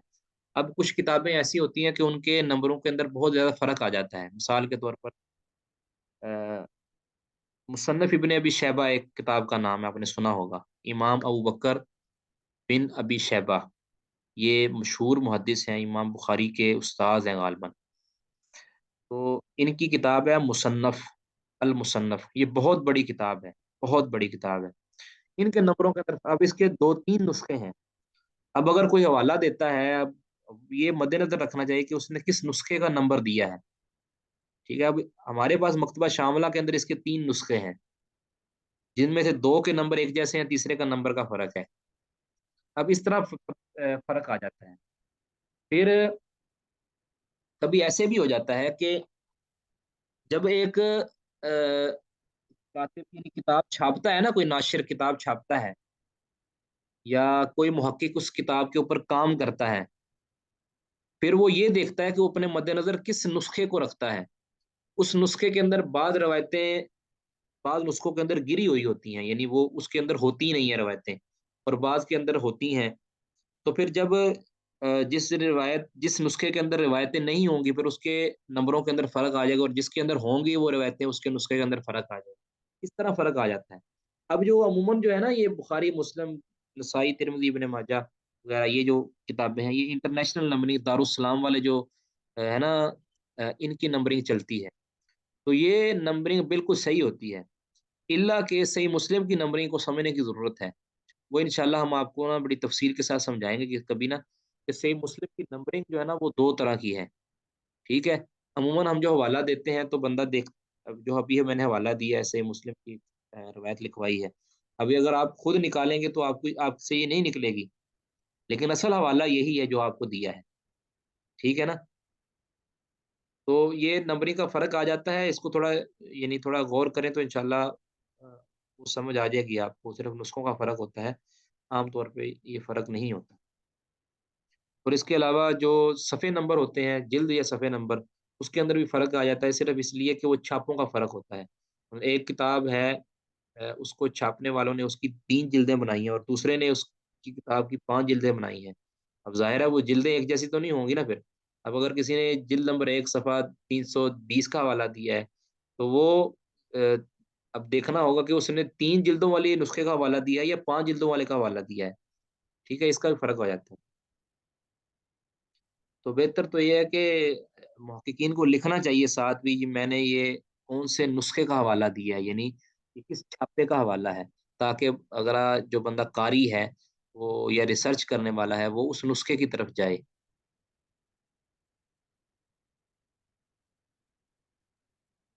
جی جزاکم اللہ خیرہ. السلام علیکم ورحمۃ اللہ وبرکاتہ. شیخ وعلیکم السلام ورحمۃ اللہ وبرکاتہ. شیخ یہ الغریب، ابھی الغریب الفرد، اس میں یہ راوی کا کنڈیشن بتایا آپ نے. جی جی. اچھا، یہ حدیث میں ہے انما الاعمال بالنیات کے اوپر وہ جو اتنے محدث ہیں، وہ کیا شیخ مجھے سمجھ میں نہیں آیا کچھ. حدثنا جی الحمیدی، عبداللہ اب وہ نیچے تو یہ جی جی. عمر بن خطاب کے اوپر جتنے بھی मुहद्दिसीन आए हैं वो क्या जी हैं? जी नहीं किन की बात कर रहे हैं आप? कौन कौन से मिसाल ये सामने लिखी हुई है, मुझे बताए ना। जी जी जी, अभी जो हदीस बोर्ड पे जो है इन्नमल अमालु बिन्नियात की मिसाल आपने अल गरीब को दी है, जी जी उसमें उमर बिन खत्ताब के ऊपर जितने भी चेन आई हुई है जी मुहद्दिसीन की, वो क्या है? वो समझ में नहीं आई मुझे। वो सारे सिक्का हैं, सिक्का है। सिखा रावी, अच्छा। सिक्का होते तो हैं, ये सिक्का एक कहते फर्द हैं कि का रावी मोतबर का, रावी जिसकी बात को कबूल किया जाता है, जी और वो हाफिज होते हैं, यानी उनको उनके हिफ्ज के अंदर कोई खराबी नहीं होती, बिल्कुल उन्होंने सही तौर पर जी हदीस को याद करके आगे नकल किया होता है। जी। तो इसमें ये ही रावी उमर बिन खत्ताब है क्या? हाँ जी, ये रवायत रसूलुल्लाह सल्लल्लाहु अलैहि वसल्लम से सिर्फ उमर बिन खत्ताब ने नकल की है। नहीं, अच्छा अच्छा, तो ये किया है। हाँ जी, जज़ाकल्लाहु खैर। हाँ जी, इसलिए इसको गरीब वाफन अल कहते हैं। जज़ा। और इसका हवाला सही बुखारी हदीस नंबर 1, ये लिख लें आप। सही बुखारी हदीस नंबर 1। पहली हदीस है वो, लिख लिया हम। हाँ जी, ये पहली मशहूर है हदीस है। अल्हम्दुलिल्लाह। जी, और ये बुखारी के अंदर कई जगह पे आती है। ये खुद इमाम बुखारी रहमतुल्लाह ने इसको कई जगह पर जो है ना नकल किया है, और हर जगह पर इसी सनद के साथ नकल किया है। यानी वो इमाम बुखारी रहमतुल्लाह को भी, यानी अमूमन इमाम बुखारी रहमतुल्लाह का तरीका कार ये होता है ना, आप ये खूब समझ लें कि वो एक रवायत को अगर दोबारा नकल करते हैं ना सही बुखारी के अंदर, तो उसकी दूसरी सनद लेकर आते हैं आम तौर पर। कभी कभी ऐसा होता है कि सनद के अंदर कोई रावी इजाफा या किसी यानी जिस तरह एक सनद के अंदर दो रावी आ जाएं तो वो दूसरे को जिक्र कर देते हैं। लेकिन इस रवायत को मज़े की बात है, इमाम बुखारी रहमतुल्लाह ने भी जहाँ भी जिक्र किया है ना, 2-3 मुकाम पर जहाँ भी जिक्र किया है इसी सनद के साथ जिक्र किया है। यानी यह्या बिन सईद अंसारी, यानी नीचे नीचे तो और भी बंदे आ जाते हैं ना, सुफियान सुफियान की जगह पर तो और भी बंदे हैं जिन्होंने सुना हुआ है यह्या बिन सईद अंसारी से। इस तरह अब्दुल्ला बिन जुबैर हुमैदी से, हुमैदी भी की जगह पर भी और भी कई बंदे हैं। नीचे तो ये बहुत ज़्यादा लोगों ने सुना हुआ है, लेकिन ये पहले जो कम से कम 3 या 4 तबके हैं ना, ये यानी उमर बिन खत्ताब, अलकमा बिन वक़ास, मोहम्मद बिन इब्राहिम अत-तैमी, और मुझे शक है कि यहया बिन सईद अंसारी भी हैं। तो इनके अंदर 3 या 4 तबकों के अंदर सिर्फ़ एक-एक रावी है, यानी इन्होंने ही सुना हुआ है, इसके अलावा किसी और ने नहीं सुना। तो ये गरीब की सबसे मज़बूत मिसाल है। अब जो सबसे अहम टॉपिक हमारा, जो आज का सबसे अहम टॉपिक, अब हमने ये जो तीनों किस्में पढ़ी हैं, मशहूर, अज़ीज़ और गरीब की, इसको कहते हैं ख़बर वाहिद। इन तीनों को कहते हैं ख़बर वाहिद। समझ आ गई है ना? इन तीनों को ख़बर वाहिद कहते हैं। तो ख़बर वाहिद के मुतालिक जो पहले अर्ज़ किया था कि पहले जो अहले राय हैं या अहले कलाम हैं, जो यानी अहले सुन्नत से हटकर, जिनका मनहज अहले सुन्नत से हटकर है, वो इसके अंदर अजीबो-गरीब जो है ना वो तावीलात करते हैं कि जी अकीदा के अंदर ख़बर वाहिद हुज्जत नहीं है, इस तरह या अहकाम के अंदर हुज्जत नहीं है। फिर कइयों ने अजीबो-गरीब शर्तें लगाई हैं कि ख़बर वाहिद अगर अक़ल के साथ टकरा जाए तो फिर उसकी तावील की जाएगी, या उसको मनसूख़ समझा जाएगा, या उसको रद्द कर दिया जाएगा। इस तरह उन्होंने कहा कि ख़बर वाहिद अगर कुरान के ज़ाहिर के साथ टकरा जाए, कुरान की किसी आयत के ज़ाहिरी मफ़हूम के साथ टकरा जाए, तो उसको हम रद्द कर देंगे। यानी अजीबो-गरीब उन्होंने जो है ना इस तरह के काम किए हैं, अजीबो-गरीब शर्तें लगाई हैं। जबकि इमाम बुखारी रहमतुल्लाह ने सही बुखारी के अंदर पूरा एक चैप्टर कायम किया है। मैं आपको वो मेंशन भी कर देता हूँ।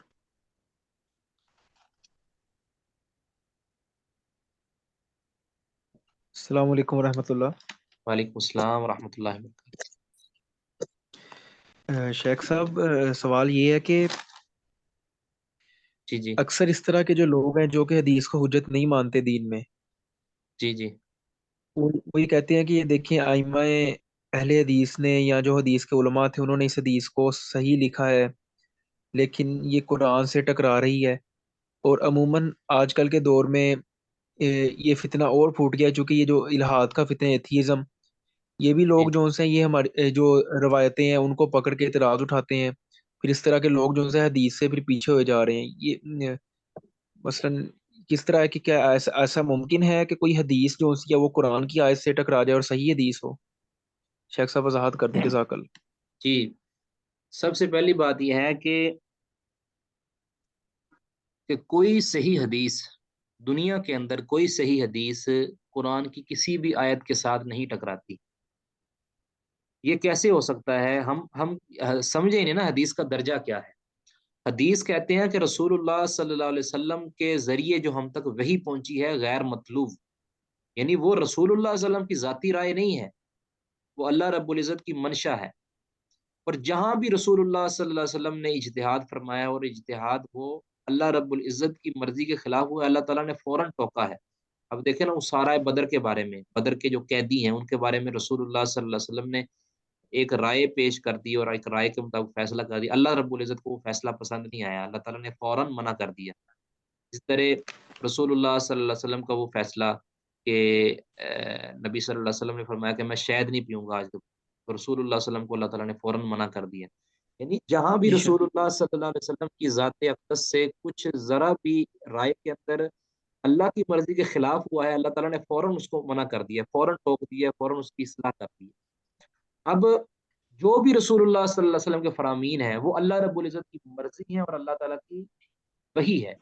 رسول اللہ صلی اللہ علیہ وسلم کو اللہ تعالیٰ نے یہ اتھارٹی دی ہے کہ وما ينطق عن الهوى ان هو الا وحی یوحى، کہ رسول اللہ صلی اللہ علیہ وسلم نطق فرماتے ہیں تو اپنی خواہش سے نہیں فرماتے بلکہ اللہ تعالیٰ کی وحی سے فرماتے ہیں۔ اب اللہ تعالیٰ نے بار بار قرآن پاک کے اندر فرمایا اطیعوا اللہ و اطیعوا الرسول، اللہ کی اطاعت کرو، رسول کی اطاعت کرو۔ تو رسول کی اطاعت کیا ہے؟ صلی اللہ علیہ وسلم، رسول اللہ صلی اللہ علیہ وسلم کی اطاعت حدیث کو مانے بغیر ہو ہی نہیں سکتی۔ پھر ایک اور بات، بے رسول اللہ صلی اللہ علیہ وسلم نے جو نماز پڑھ کے دکھائی ہے یہ تو قرآن کے اندر نہیں لکھی۔ رسول اللہ صلی اللہ علیہ وسلم نے جو زکوٰۃ کے مصارف بیان کیے ہیں یا زکوٰۃ کے جو نصاب بیان کیا یہ تو قرآن پاک کے اندر نہیں لکھا۔ رسول اللہ صلی اللہ علیہ وسلم نے روزہ رکھنے کا جو طریقہ بتایا یا اس کے جو مسائل سمجھائیں یہ قرآن پاک کے اندر تفصیل کے ساتھ نہیں لکھے۔ اسی طرح دیگر ارکان اسلام ہیں۔ تو یہ ساری کی ساری چیزیں جتنے بھی عقائد ہیں، نظریات ہیں، یہ سارے کے سارے قرآن پاک کے اندر نہیں لکھے۔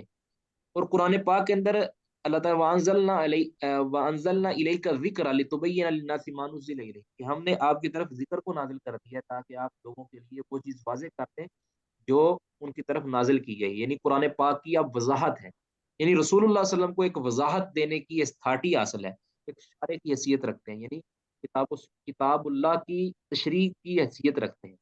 اب دیکھیں کہ ایک فرمان جو رسول اللہ صلی اللہ علیہ وسلم نے جاری کر دیا اور وہ صحیح فرمان ہے، رسول اللہ صلی اللہ علیہ وسلم تک اس کی سند صحیح ہو گئی، اب اگر وہ قرآن پاک کے ساتھ ٹکرا رہا ہے تو دراصل ہم یہ کہہ رہے ہیں کہ نعوذ باللہ نعوذ باللہ کہ رسول اللہ صلی اللہ علیہ وسلم کو قرآن سمجھ ہی نہیں آیا، یعنی نبی صلی اللہ علیہ وسلم کو وہ آیت سمجھ نہیں آئی اور ہمیں سمجھ آ گئی ہے کہ یہ آیت جو ہے یہ حدیث کے ساتھ ٹکرا رہی ہے۔ اور ایک اور بات، اہم بات، ظاہری طور پر قرآن پاک کے ساتھ بعض احادیثیں ٹکراتی ہیں، ظاہری طور پر جس طرح قرآن کی بعض آیتیں بعض آیتوں کے ساتھ ٹکراتی ہیں نا ظاہری طور پر، ایسی بے شمار آیتیں ہیں کہ جس کا معنی جو ہے نا ظاہری طور پر لیکن حقیقت کے اندر وہ ٹکراتی نہیں ہوتی، ٹھیک ہے نا؟ یعنی ظاہری طور پر ایک آیت دوسری آیت کے ساتھ ٹکرا رہی ہے تو اس کے اندر ہم کیا کرتے ہیں؟ اس کے اندر ہم تطبیق دیتے ہیں، یعنی دونوں معنوں کو متعین کرتے ہیں کہ دونوں آیتیں حق ہیں، دونوں آیتیں حق ہیں، اور ان دونوں آیتوں کے اندر جو مفہوم ظاہری طور پر لیا جا رہا ہے وہ باطل ہے، ظاہری طور پر جو لیا جا رہا ہے، حقیقت کے اندر مفہوم اس کا اور ہے، اس کا ہم یہ حل کرتے ہیں۔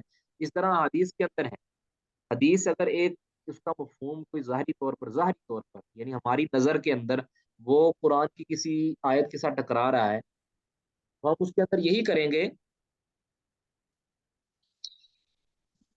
تو اس کے اندر ہم یہی کریں گے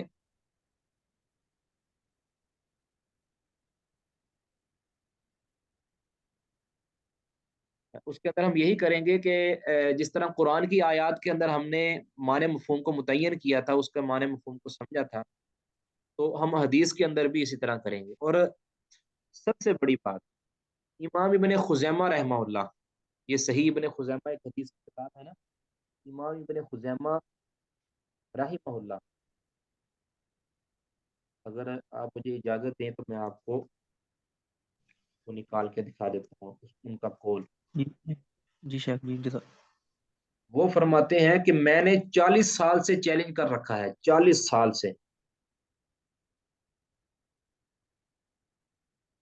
یہ امام ابن خزیمہ، ان کی تاریخ وفات ہے 311 ہجری ان کی تاریخ وفات ہے، اور یہ اپنی کتاب التوحید کے اندر جلد 1 صفحہ 110 کے اندر فرماتے ہیں کہ من ادعا من الجہلتی، جو بھی جاہلوں میں سے کوئی دعویٰ کرے کہ ان شیئا من سنن النبی صلی اللہ علیہ وسلم اذا ثبت من جہت النقل مخالف من کتاب اللہ، جو جاہل دعویٰ کرے کہ نبی صلی اللہ علیہ وسلم سے ثابت حدیث قرآن کے مخالف ہے، کسی بھی قرآن کی آیت کے خلاف ہے، تو کہتے ہیں میرا 40 سال سے چیلنج ہے کہ اس حوالے سے ہمارے محدثین کا مذہب حق ہے کہ کوئی حدیث قرآن کے مخالف نہیں ہو سکتی۔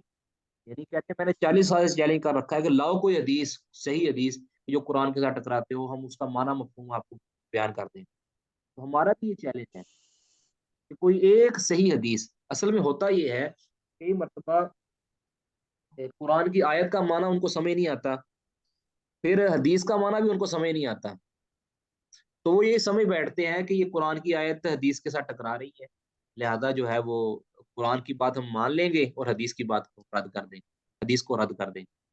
یہ اس طرح کی یعنی یہ راستے نکالتے ہیں۔ اب ہمارا یہ چیلنج ہے کوئی ایک حدیث صحیح لے کر آؤ کہ جس کا معنی قرآن پاک کے خلاف جا رہا ہو، کوئی ایک ہم نہیں ہمیں یعنی وقتی طور پر اگر سمجھ نہیں آئے گا نا تو ہم آپ سے ٹائم مانگ لیں گے، بھی ہم اس کی تحقیق کر کے آپ کو بتائیں، ہم اپنے اساتذہ سے پوچھ کے بتا دیں گے، لیکن یہ ضرور ہے، ہمارا یہ چیلنج ہے کہ ہم آپ کو بتائیں گے ضرور۔ یہ کھلا چیلنج ہے پورے کی پوری ان لوگوں کی ضروریت کو بھی کہ جو لوگ حدیث کو حجت نہیں مانتے، اور جو جی لوگ شیخ حدیث جی یہ تو آپ نے قبول کیا نا، کل وہ 7 دن کی تخلیق والا آپ نے شیئر کیا تھا، جی وہ جزاک اللہ شیخ۔ یہ دیکھیں، عرض سنیں وہاں ہم نے کیا لکھا ہے، وہاں ہم نے یہ لکھا ہے کہ اس حدیث کے اندر ہی خطا لگی ہے، یعنی اس حدیث کو رسول اللہ صلی اللہ علیہ وسلم کا فرمان بنانا ہی خطا ہے، بلکہ یہ تو کعب احبار کا قول تھا جس کو راوی نے خطا کر کے حدیث بنا دیا ہے۔ اب یہ ہم نے اس حدیث کو صحیح مانا ہی نہیں ہے، جب ہم اس حدیث کو صحیح مان لیں گے اس کے بعد ہمیں کو دکھائے گا۔ ہم نے اس لیے اس حدیث کو رد نہیں کیا کہ وہ قرآن کے خلاف جاری ہے، ہم نے اس لیے رد کیا کہ اس کی سند کے اوپر ائمہ نے کلام کر دیا ہے، اور پھر وہ حدیث قرآن کے خلاف بھی جا رہی ہے۔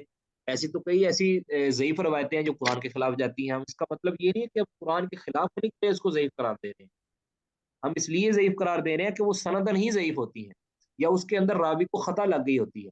اب وہ کعب احبار کا قول تھا جس کو راوی نے غلطی کر کے رسول اللہ صلی اللہ علیہ وسلم کی طرف منسوب کر دیا، تو وہ دراصل رسول اللہ صلی اللہ علیہ وسلم کا فرمان ہے ہی نہیں، وہ کعب احبار کا کوئی اسرائیلی قول ہے، اسرائیلی روایات کے اندر کے بارے میں نقل کر دیا جائے گا، جس طرح کے امام اس کو نقل کر دیا جائے گا، لیکن اس کے اوپر اس کی تصدیق بھی نہیں کرنی، اس کی تکذیب بھی نہیں کرنی۔ ہاں جو قرآن اور حدیث کے خلاف اسرائیلی روایات ہوں گی ان کی تکذیب کر دیں گے ہم کہ یہ حق نہیں ہے، اور جو قرآن و سنت کے موافق ہوں گی ان کی ہم تائید کر دیں گے، اور جو کتاب و سنت کے مخالف بھی نہیں جا رہی، ان کے حق میں بھی نہیں جا رہی، اس کے بارے میں ہم خاموشی اختیار کر لیں گے اور اس کا معاملہ اللہ کے سپرد کر دیں گے۔ جی شیخ پھر تو ہم السلام علیکم ورحمۃ اللہ۔ وعلیکم السلام ورحمۃ اللہ۔ شیخ میرا سوال تھا کہ یہ جو اہل التشیع کے ہاں جو ان کا ایک باقاعدہ سلسلہ علم الرجال اور پھر علوم الحدیث اہل التسنن کے مقابلے میں، تو کیا ان کے ہاں بھی کچھ ایسی صحیح روایات ہیں جو مسلمہ ہیں جو کہ اہل التسنن کے ہاں نہیں ہیں، جنہیں سند درست مانا جا سکتا ہو؟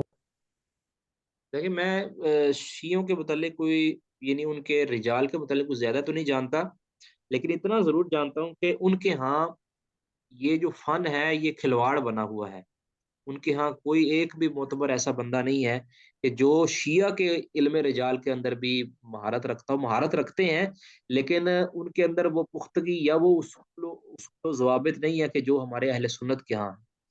وہ دل میں آتا ہے ایک روایت کو ضعیف کر دیتے ہیں، انہی راویوں سے مروی دوسری روایت کو صحیح قرار دے دیتے ہیں، یعنی جو ان کے حق میں آتی ہے. یعنی یہ جو جو مخلوق قرآن پاک کو صحیح تسلیم نہیں کرتی یا اس اور احادیث رسول صلی اللہ علیہ وسلم صحیح احادیث رسول کے مجموعے بخاری مسلم نسائی ترمذی ابن ماجہ کو حق تسلیم نہیں کرتی، ان کے آپ دیکھیں کہ رجال کے اصول کیا ہوں گے، آپ خود اندازہ کریں. جی شیخ اسی طرح جو شیعہ حضرات ہیں یہ اپنی نسبت اپنی فقہ کی اور اپنے عقائد کی نسبت امام جعفر کی طرف کرتے ہیں رضی اللہ تعالیٰ عنہ. رحمہ اللہ. تو شیخ اس حوالے سے وہ یہ عرض کرتے ہیں کہ دیکھیں ہماری جو نسبت ہے وہ نبی علیہ الصلوۃ والسلام کی اولاد کے اندر سے اور نبی علیہ الصلوۃ والسلام کی نسل کے اندر سے ہے، تو آپ کی نسبت اور ائمہ سے ہے. تو آیا یہ نسبت یا امام جعفر صادق رحمہ اللہ سے یہی فقہ ثابت ہے جو یہ عرض کرتے ہیں، جس طرح یہ نماز کا طریقہ ہے اور جو سارا کچھ؟ دیکھیں امام جعفر صادق نہ نبی تھے نہ رسول تھے. ان سے وہ ایک امام ہے، معتبر امام ہے، کوئی شک نہیں ہے. پہلی بات تو ہے کہ ان کی طرف جو نسبتیں کی جاتی ہیں وہ جھوٹی نسبتیں ہیں. جو بھی ان کی طرف منسوب کیا جاتا ہے اکثر و بیشتر ان کی طرف نسبتیں جھوٹی ہیں. اور سب سے بڑی بات ہے کہ امام جو ابو جعفر صادق یا جعفر صادق وہ سیدنا ابوبکر عمر عثمان و علی رضی اللہ تعالیٰ عنہ مجمعین کے متعلق اچھا نظریہ رکھتے تھے، جبکہ یہ اچھا نظریہ نہیں رکھتے. یعنی بنیادی اختلاف ہی ان کا جو عقیدے کے معاملے کے اندر. اور وہ رسول اللہ صلی اللہ علیہ وسلم کو مشکل کشا حاجت روا یا سیدنا علی رضی اللہ عنہ کو الوہیت کا درجہ یا مشکل کشا حاجت روا نہیں سمجھتے. ایک نص پیش کر دیں صحیح سند کے ساتھ، ایک نص پیش کر دیں کہ جو عقیدہ جو طریقہ ان روافظ کا ہے وہ طریقہ یا وہ عقیدہ امام جعفر صادق کا ہے، ہم مان لیں گے. ایک نص پیش کر دیں صحیح سند کے ساتھ. اب ان کے جو راوی ہیں وہ جھوٹے کذاب ہیں، یعنی جھوٹے کذاب جن کا کوئی عطا پتہ نہیں ہے، جن کے حالات زندگی بھی نہیں ہے. اب ان کی مروی روایت تو ہم نہیں نہ مانیں گے. جی شیخ ابھی آپ نے عرض کیا کہ بنی اسرائیلی روایت کے حوالے سے جی جی عموماً دیکھا جاتا ہے تفسیر کے اندر جہاں پہ حضرت موسیٰ کا واقعہ اور اس طرح کے واقعات آتے ہیں جب قرآن کے اندر، جی تو ائمہ تفسیر جو سے بنی اسرائیل کی روایت کو وہاں پہ درج کرتے ہیں. جی جی. تو شیخ صاحب اس روایت کی کیا حیثیت ہوتی ہے؟ آپ نے ابھی عرض کیا تھا کہ اس کو نہ تصدیق کریں، تو وہ دوبارہ کائنڈلی عرض کر دیں. جزاک اللہ. جی نبی صلی اللہ علیہ وسلم نے فرمایا حدثوا عن بنی اسرائیل ولا حرج. ٹھیک ہے، آپ نے فرمایا بنی اسرائیل سے بیان کر لیا کرو، ان سے نقل کر لیا کرو، اس میں کوئی حرج نہیں ہے. پھر دوسری حدیث میں فرمایا لا تصدقوہم ولا تکذبوہم، نہ تم ان کی تصدیق کرو نہ ان کی تکذیب کرو. اب اس کے علاوہ بھی کچھ حدیثیں بنی اسرائیل کے متعلق رسول اللہ صلی اللہ علیہ وسلم کی ہیں. ان کا خلاصہ میں آپ کا عرض کر دیتا ہوں کہ ہمارا ان کے بنی اسرائیلی جو روایات ہیں، ٹھیک ہے، ان کے متعلق ہمارا نظریہ کیا ہونا چاہیے.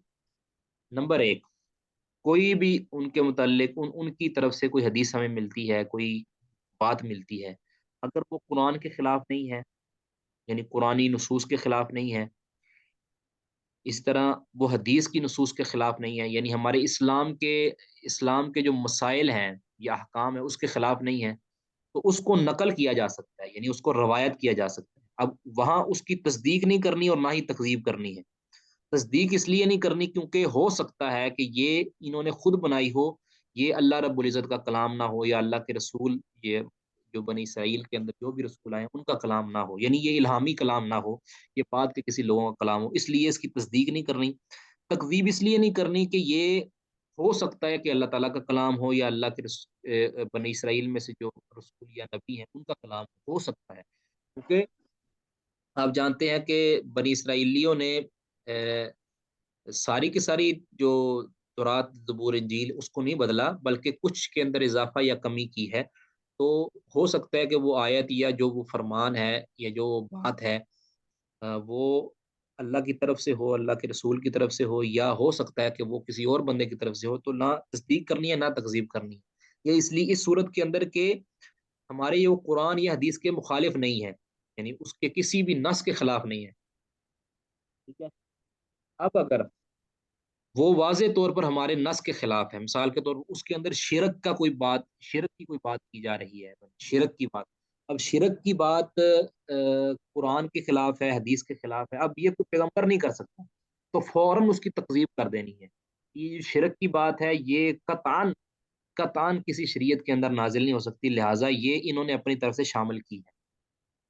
اس طرح کسی نبی کی شان نبوت کے خلاف کوئی بات ہے، مثال کے طور پر اب انبیاء کے بارے میں ہمارا عقیدہ یہ ہے کہ وہ شرک نہیں کر سکتے، وہ زنا نہیں کر سکتے، یا اس طرح کے کوئی ایسے معاملات جو نبی کے شان کے لائق نہیں ہے۔ اب اگر کسی روایت کے اندر یہ بنی اسرائیل کی روایت کے اندر آتا ہے کہ فلاں نبی نے نعوذ باللہ زنا کیا، تو ہم فوراً تکذیب کر دیں گے کہ یہ نبی کی شان نبوت کے خلاف ہے، اور یہ کتاب و سنت کی نصوص کے خلاف ہے کہ نبی ایک زنا نہیں کر سکتا، نبی اللہ تعالیٰ کی طرف سے معصوم ہوتا ہے۔ اس طرح نبی شرک نہیں کر سکتا، نبی کفر نہیں کر سکتا، نبی اللہ رب العزت کا انکار نہیں کر سکتا، یا ایک لمحے کے لیے بھی اللہ رب العزت کا باغی نہیں بن سکتا، یعنی باغی، ٹھیک ہے۔ اب ایسی کوئی روایت اگر آتی ہے جو کتاب و سنت کی واضح نصوص کے خلاف ہے، یا اس دور کے کسی پیغمبر کی شان نبوت کے خلاف ہے، شان رسالت کے خلاف ہے، یا اللہ رب العزت کی شان کے خلاف ہے، اللہ تعالیٰ کی شان کے خلاف کوئی بات آ جاتی ہے، تو ہم اس کو جٹ سے انکار کرتے ہیں، ٹھیک ہے۔ یہ ہمارا، اور اگر کوئی ایسی بات ہے کہ جو نہ کتاب و سنت کے خلاف ہے، نہ اس کی نہ ہم نے تکذیب کرنی، اس کو روایت کر تائیدن اس کو نقل کر لیں گے، اس کی اس سے حجت نہیں پکڑنی، اس کو صرف نقل کر دینا، جس طرح کے تفسیری روایات کے متعلق آپ نے فرمایا کہ بعض مفسرین جو ہیں وہ تفسیری روایت، اور آپ نے دیکھا ہوگا ابن کثیر رحمہ اللہ بہت زیادہ تفسیر ابن کثیر کے اندر بہت زیادہ تفسیری روایات نقل کرتے ہیں، اسرائیلی روایات نقل کرتے ہیں، اور جہاں بھی کوئی ایسی روایت نقل کرتے ہیں کہ جس کا معنی مفہوم یا جس سے ثابت ہونے والی بات کتاب و سنت کے خلاف ہوتی ہے، فوراً اس کا رد کر دیتے ہیں، فوراً اس کا رد کر دیتے ہیں، ٹھیک ہے۔ امید ہے آپ کو یہ بات سمجھ گئی ہو۔ اور کوئی بات؟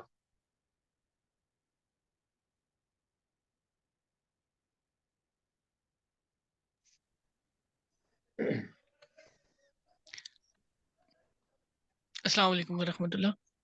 وعلیکم السلام ورحمۃ اللہ۔ یا شیخ آپ نے ابھی جی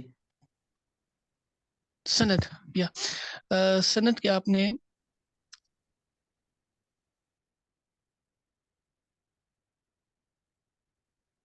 جی ولی صاحب، سند کے بارے میں کیا فرما رہے ہیں؟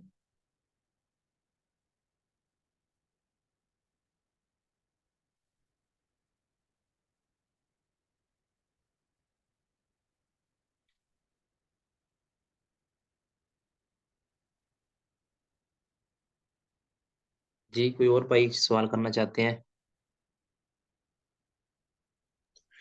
اچھا شیخ، یہ جو نصیری ہیں، جو متقدمین میں سے جو شروع میں ان کا فتنہ آیا تھا، وہ تو بالاتفاق بالاجماع ان کی تو تکفیر کی جاتی ہے الحمدللہ، اہل الشرک والبدع سے تو ظاہر ہے ہماری کوئی نسبت نہیں ہے۔ جی لیکن جو متقدمین جو معتدل جو تھے اہل تشیع میں سے، جیسا کہ امام بخاری رحمہ اللہ نے بھی بعض اہل تشیع کے راویوں سے لی ہیں روایات، تو اس طرح ان کی کتاب الفتن کا جو ذخیرہ ہے وہ بہت ضخیم ہے، تو اس میں سے کوئی ایک دو قیمتی روایات اگر مل جائیں، بہت کم ہی ہوں گی، قلیل ہوں گی، تو ان سے استفادہ ممکن ہے؟ میرا یہ اس میں اصل میں مطمع تھا۔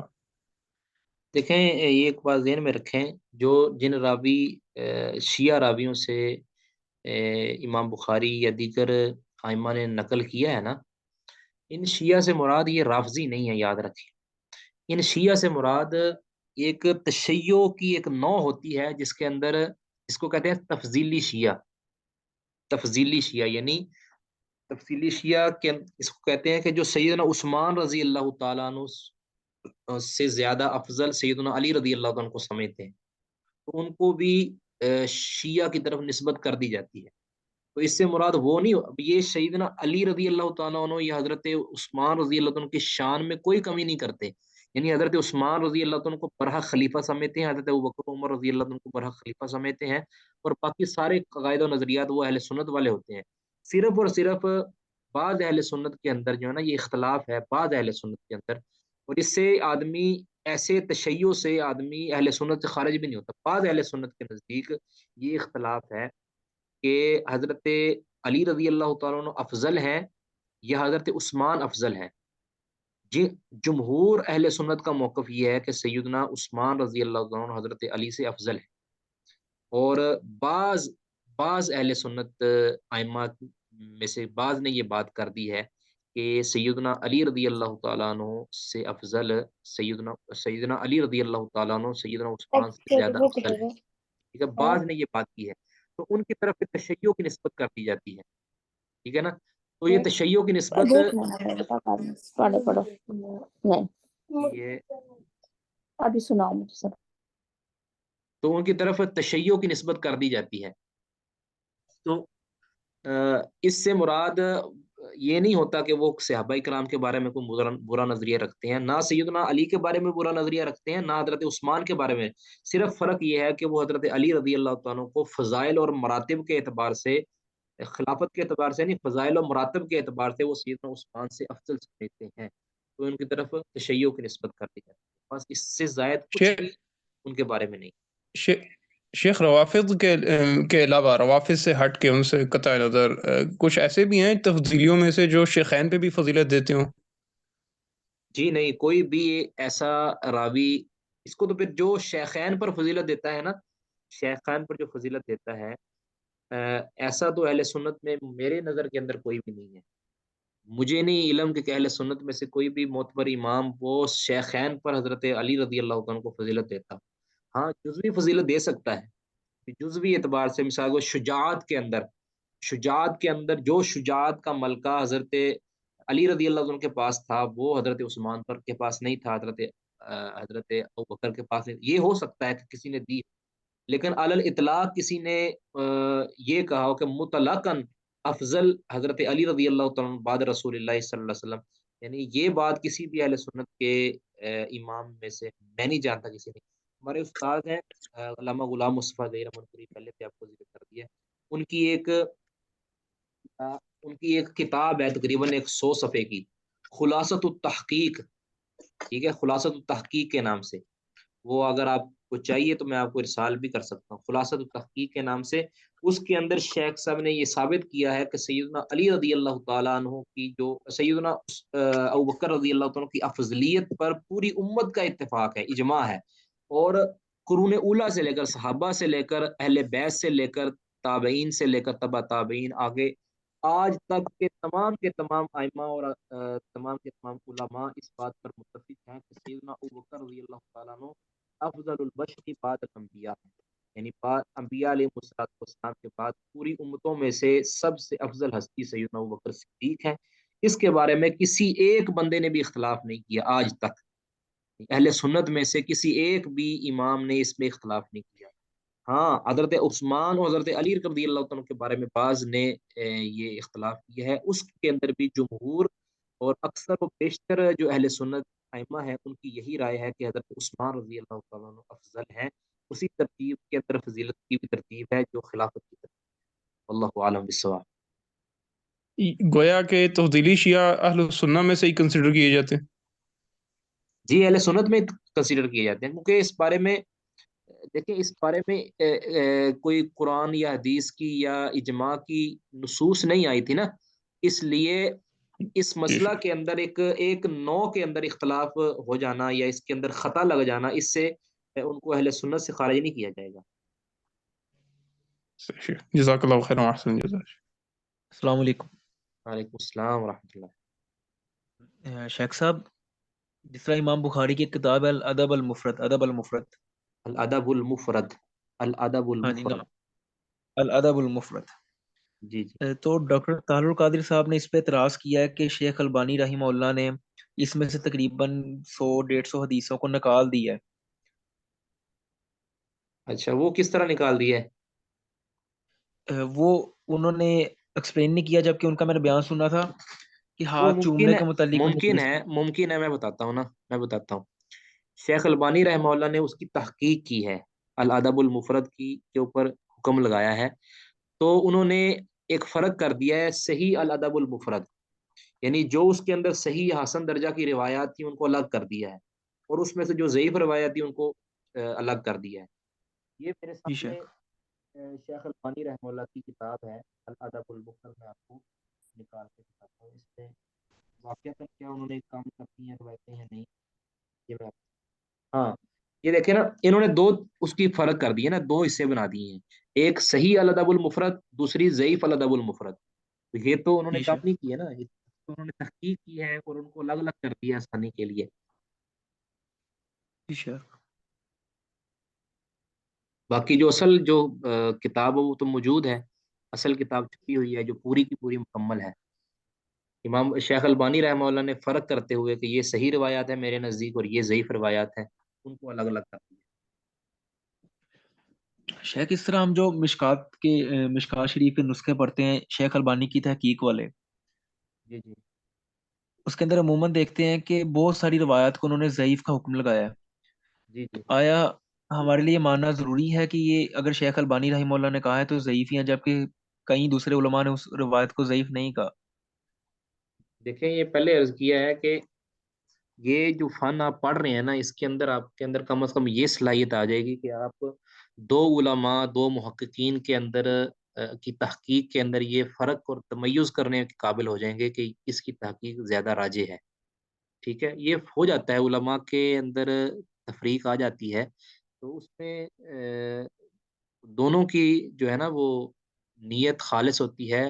غلطی کا امکان ہر ایک سے ہے، وہ ہم بھی کر سکتے ہیں، آپ بھی کر سکتے ہیں، شیخ البانی بھی کر سکتے ہیں. جب غلطی صحابہ سے ہو سکتی ہے تو پھر شیخ البانی رحمہ اللہ سے تو بالاولیٰ ہو سکتی ہے.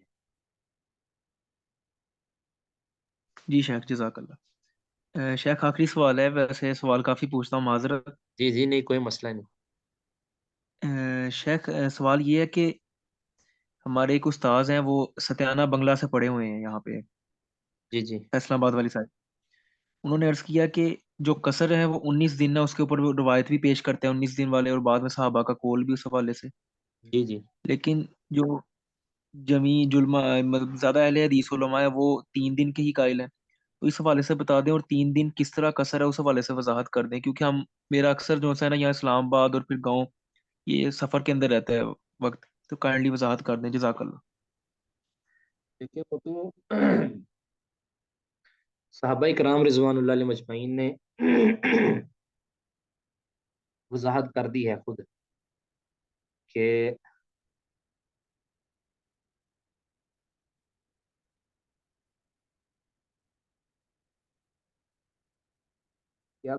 جب ہم سیدنا عبداللہ بن عباس رضی اللہ تعالیٰ کی روایت ہے، تو میں آپ کو بھی نکال کے دیتا ہوں.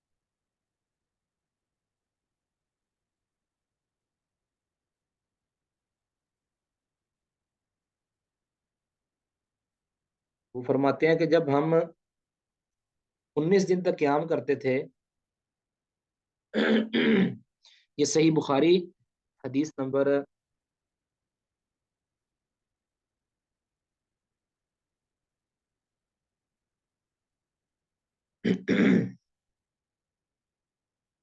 صحیح بخاری میں 2 جگہ پہ آتی ہے یہ، ایک حدیث نمبر 1080 1080، اور دوسری نمبر ہے 4299 4299. یہ آتی ہے، سیدنا عبداللہ بن عباس رضی اللہ تعالیٰ عنہ فرماتے ہیں، کہتے ہیں قام النبی صلی اللہ علیہ وسلم 19 یقصر. نبی صلی اللہ علیہ وسلم نے قیام فرمایا، یعنی سفر کے اندر جو قیام ہوتا ہے نا وہ فرمایا 19 دن تک. تو یقصر آپ صلی اللہ علیہ وسلم قصر کرتے رہے. ٹھیک ہے، آگے فرماتے ہیں کہ فنحن اذا سافرنا 19 قصرنا. ہم جب سفر کے اندر 19 دن سفر کرتے ہیں، 19 دن تک رکتے ہیں سفر کے اندر، تو قصرنا ہم قصر کرتے ہیں. وَإِن زِدْنَا اگر ہم زیادہ دن قیام کرتے ہیں یا زیادہ دن ٹھہرتے ہیں سفر کے اندر، تو أتممنا، تو ہم نماز کو مکمل پڑھتے ہیں. یعنی اگر سفر کے دوران اگر یا مہمان آپ کہیں ٹھہرے ہیں تو آپ کا ارادہ وہاں 19 دن تک کم از کم ٹھہرنے کا ہے، تو پھر یعنی زیادہ سے زیادہ ٹھہرنے کا ہے، تو پھر آپ 19 دن تک قصر کر سکتے ہیں۔ اگر آپ کا پہلے ہی ارادہ 1 مہینہ رہنے کا ہے یا 20 دن یا 30 دن رہنے کا ہے، تو آپ پھر پہلے دن سے ہی نماز کو مکمل پڑھیں گے۔ تو یہ صحیح بخاری کی یہ نص سے قطعی ہے، یعنی اگر باقی جتنے بھی لوگ روایات پیش کرتے ہیں کہ نبی صلی اللہ علیہ وسلم نے فلاں جگہ پہ 10 دن قیام کیا تو آپ نے قصر کی، فلاں جگہ پہ 9 دن قیام کیا تو قصر کی، تو پھر وہ 9 دن ان 19 کے اندر شامل ہے نا، یعنی نبی صلی اللہ علیہ وسلم کی زندگی کے اندر زیادہ سے زیادہ آپ صلی اللہ علیہ وسلم نے جو قیام کیا ہے وہ 19 دن تک قیام کے اندر قصر کی ہے، یعنی سفر کے اندر جو نبی صلی اللہ علیہ وسلم نے قیام کیا ہے 19 دن تک، اس کے اندر قصر کی ہے۔ تو سیدنا عبداللہ بن عباس رضی اللہ عنہ اس کا یہی مفہوم بیان کرتے ہیں کہ ہمارا بھی یہی معمول ہوتا تھا کہ ہم جب سفر کے اندر 19 دن تک قیام کرتے تھے تو ہم نماز کو قصر کرتے تھے، اگر 19 سے زیادہ دن قیام کرتے تھے تو پھر ہم اس کو مکمل پڑھتے تھے۔ اور پھر صحیح امام ترمذی رحمہ اللہ نے اس پر اجماع بھی نقل کیا ہے کہ جس کا پہلے دن سے ارادہ ہے قیام کا، نیت ہے، پھر وہ پہلے دن یعنی زیادہ کی نیت ہے تو وہ پہلے دن ہی وہ نماز کو مکمل پڑھ لے گا۔ اور اگر اس کا ارادہ 19 دن کا نہیں ہے بلکہ آج کل کرتا ہے، تو اس طرح ایک ہفتے بعد اس کا ارادہ ہے کہ میں چلا جاؤں گا، پھر ایک ہفتہ اور رہتا ہے، پھر ایک ہفتہ اور رہتا ہے، یعنی ایک ہفتہ کر کر کے اگر اس پر کئی سال بھی گزر جائیں نا، اگر پختہ دل کو سچے دل کے ساتھ اس کا ارادہ ہے اور رہنے کا کہ میں ایک ہفتہ رہوں گا، لیکن ایمرجنسی ایسی بن جاتی ہے کہ اس کو زیادہ رہنا پڑتا ہے، تو پھر وہ نماز کو قصر کرتا جائے گا جب تک کہ اس کی پوری نیت 19 دن سے زیادہ کی نہیں بن جاتی۔ اللہ عالم بالصواب۔ جی شیخ، جزاک اللہ شیخ، وقت ہو گیا کلاس کا۔ یہ کلاس کا وقت مکمل ہو گیا ہے، باقی اللہ تعالیٰ خیر ہے۔ جزاک کل اللہ۔ انشاءاللہ خبر واحد کی حجیت کے حوالے سے ہم چند باتیں کریں گے انشاءاللہ۔ بارک اللہ فیکم ایدکم اللہ۔ السلام علیکم ورحمۃ اللہ وبرکاتہ۔ وعلیکم السلام ورحمۃ اللہ وبرکاتہ۔ وعلیکم السلام ورحمۃ اللہ وبرکاتہ۔